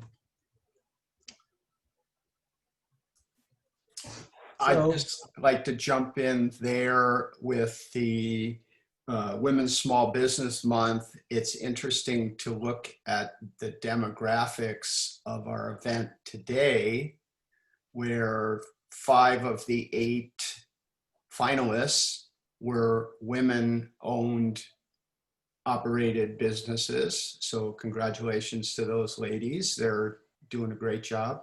And 4 of the 5 judges today were women. So thanks for that great effort. And I think High Plan's ahead of the curve. Last spring, when we did our demo day, the 3 prize winners were all women-led businesses.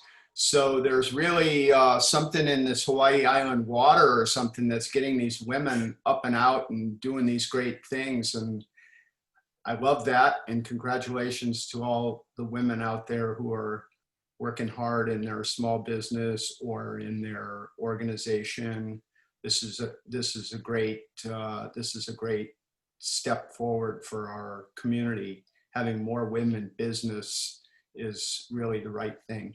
So congratulations. All right, so are we ready, Jim? I need Melly's scores still. Okay. Melly, are you? And I sent them to your High Plan email.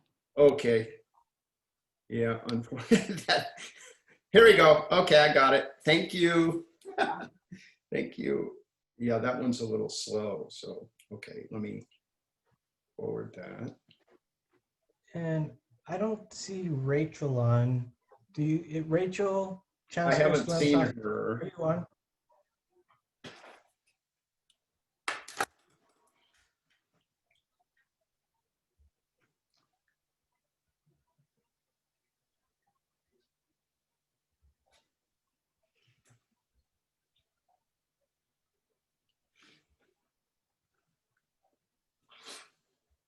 I'll just say I'm glad I'm not a judge. It's, you know, the diversity of concepts and presentation style and everything makes this a hard job. But, you know, it was a pleasure interacting with all these folks. You know, over the last couple of weeks, Jason and I have been working with the companies trying to get their last minute adjustments. Some of the companies have done pretty significant pivots just during the process between when they submitted their original business plan at the beginning of September until today. And that's such great, you know, entrepreneurial spirit that you can look at a current situation, take some feedback from outside advisors and reprogram your business into, you know, a pivot to maybe a better market opportunity or a bigger opportunity, a bigger vision. And so that's been really kind of fun to participate in and see that happening.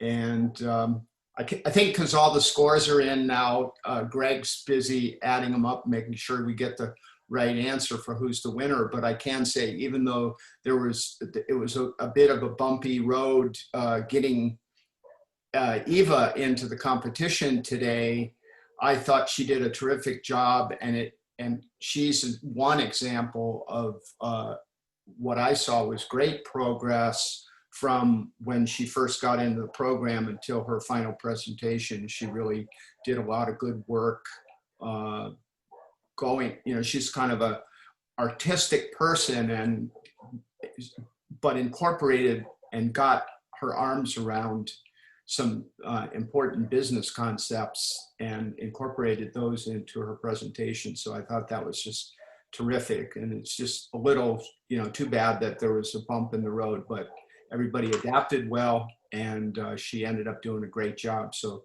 congrats to Eva. Well, all of them. Yeah.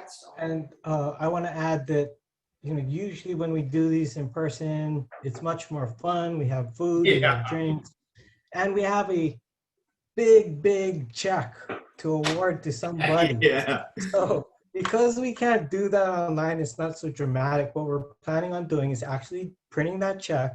And sometime in the next month, we will have a in-person presentation for some photo ops. So that's usually one of the— there's Rachel, Jason. Rachel's checking I just in. texted her, so. Okay, great. Yeah, Great. Checking in. Awesome. So, Rachel, we are waiting for the tabulation of the scores, and then we'll do the presentation soon. But yeah, when we get that big check printed, that's usually one of the things people like to hold on to. I know several of our past winners have hung it in their place of business and display it proudly, so we will do that. It's just unfortunately, because we can't do these in person right now, we can't do that. Yeah, yeah. Yeah, it's really a different experience having, trying to do it through this Zoom technology, but I think everybody responded to it well. And, you know, I thought the presentations were terrific. And these are challenging times. But I believe these are there's tremendous opportunity for the entrepreneurs going forward. Keep your eyes open, watch what's happening in the market, watch what products are getting traction for you, and be ready to jump on those opportunities, because there's going to be a lot. There's going to be a lot coming out of this crisis that we're in. The recovery is going to be amazing, I think. And the amount of, I think, synergy that's already happened between some of the participants this year is great. Yeah. And there's other people who have already contacted me saying that after the competition, they want me to connect them with other people. So we will definitely do that. Yes, indeed. Okay. So I create a nice spreadsheet for the scoring. So just in case you guys are wondering, it does do all the computations, but because our CPA is, you know, he doesn't want to trust me, and I understand that, so he does it all by hand over again, just to make sure that we get the right result. So that's why this takes longer. Yes, yes.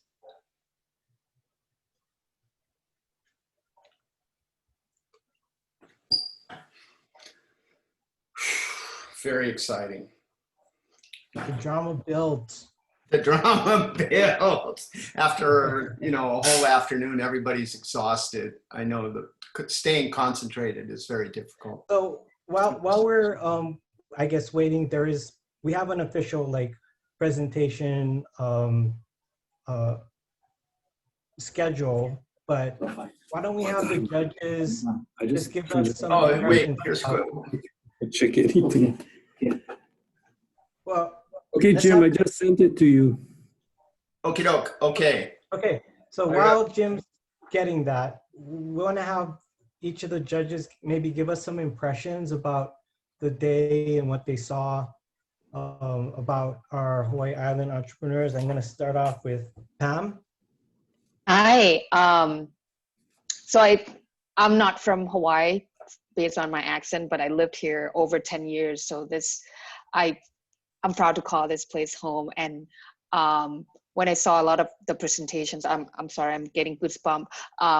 I could see a lot of angles that, you know, like, because what we need right now is like what you guys are proposing, jobs, you know, new ideas, pivoting, you know, like with the global pandemic. So really great to see a lot of ideas and products that you guys are cooking up right now.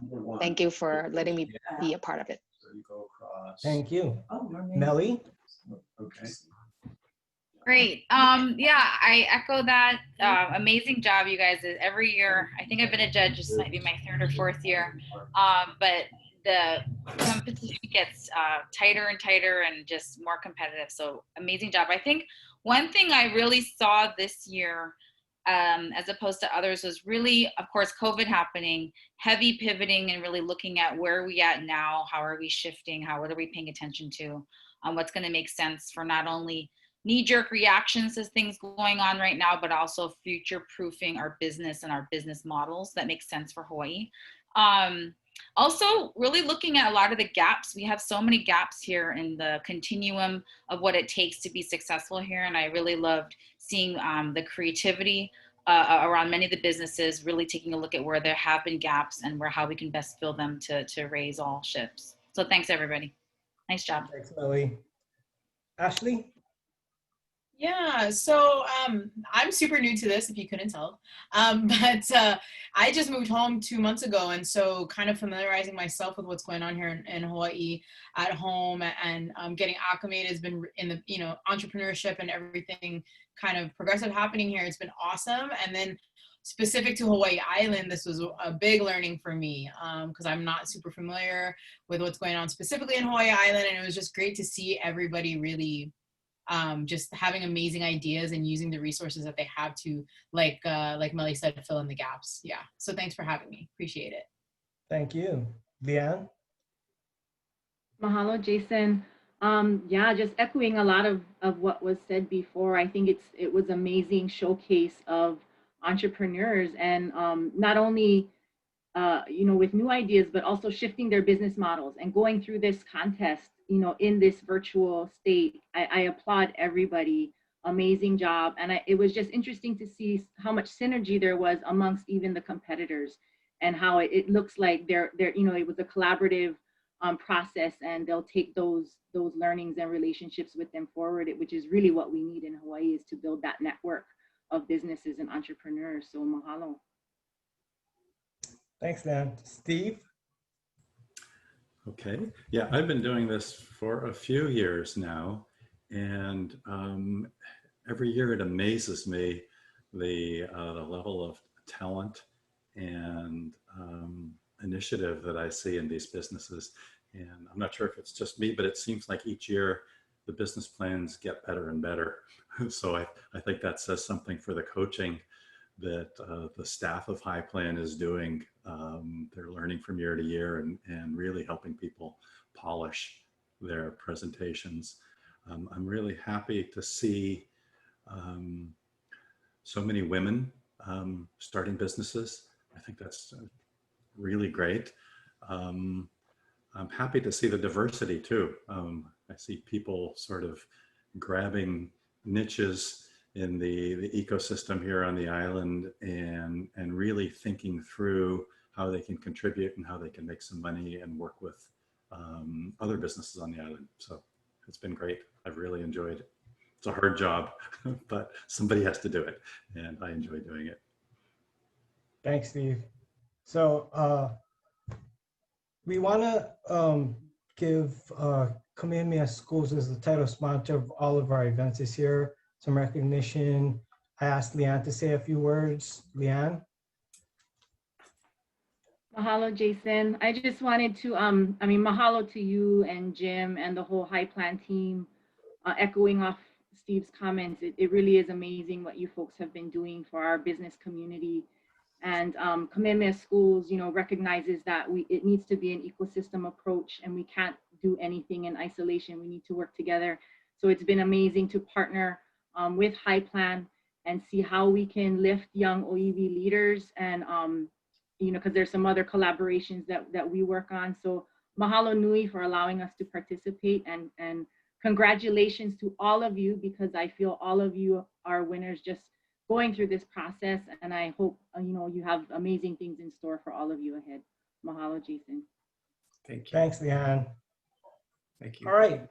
So next up, I'm going to have Chancellor Rachel Salemsas present an award. Rachel, okay, great. Yeah, there you go. No, always have to Zoom. Aloha, everyone. It's been a pleasure to be a longtime partner with High Plan. It's been 3 or 4 years now, and I believe after the first year, working very closely with Jim and Jason, started a scholarship program.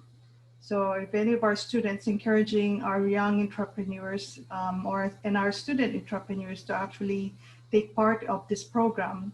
And between UH Hilo and Hawaii Community College, we've offered, I think, for the last 3 years, scholarship for any of our students who make the finalists, whether individually or as a team. And so it's a pleasure and we are so thrilled, because for the first time, our student scholarship recipient is also a finalist. So that is huge for us.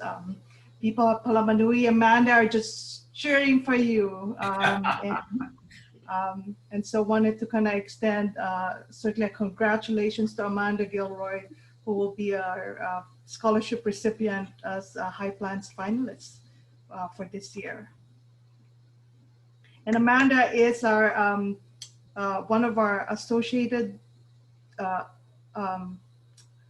taking the ASNS, which is our transfer degree for natural science. So it fits very well, and having the business acumen through this experience with her science background, this girl's gonna go a long way. So congratulations, Amanda. Thank you so much. I love going to your school, so I really appreciate it, and I'm gonna take full advantage. That's great. Congratulations.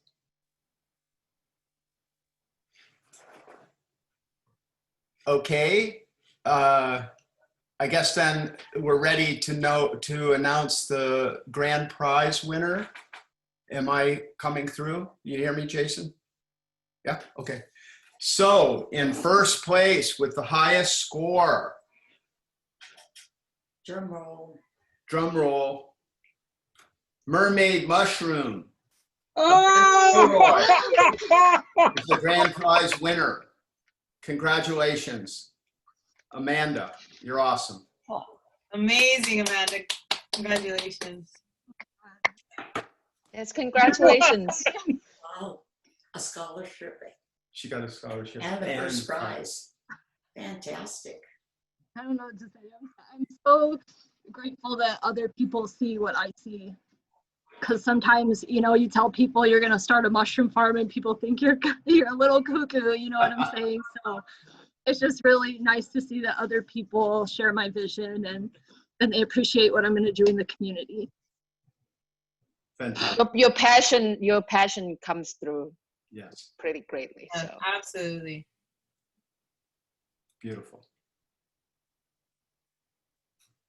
And I would add to that in the process of working on presentations and stuff over the last couple of weeks, you know, Amanda really stepped up, and every little bit that anybody offered, she incorporated. She got better and better, you know, very entrepreneurial, ready to move in a little, you know, whenever she gets some good feedback. So she did a beautiful job. Congratulations.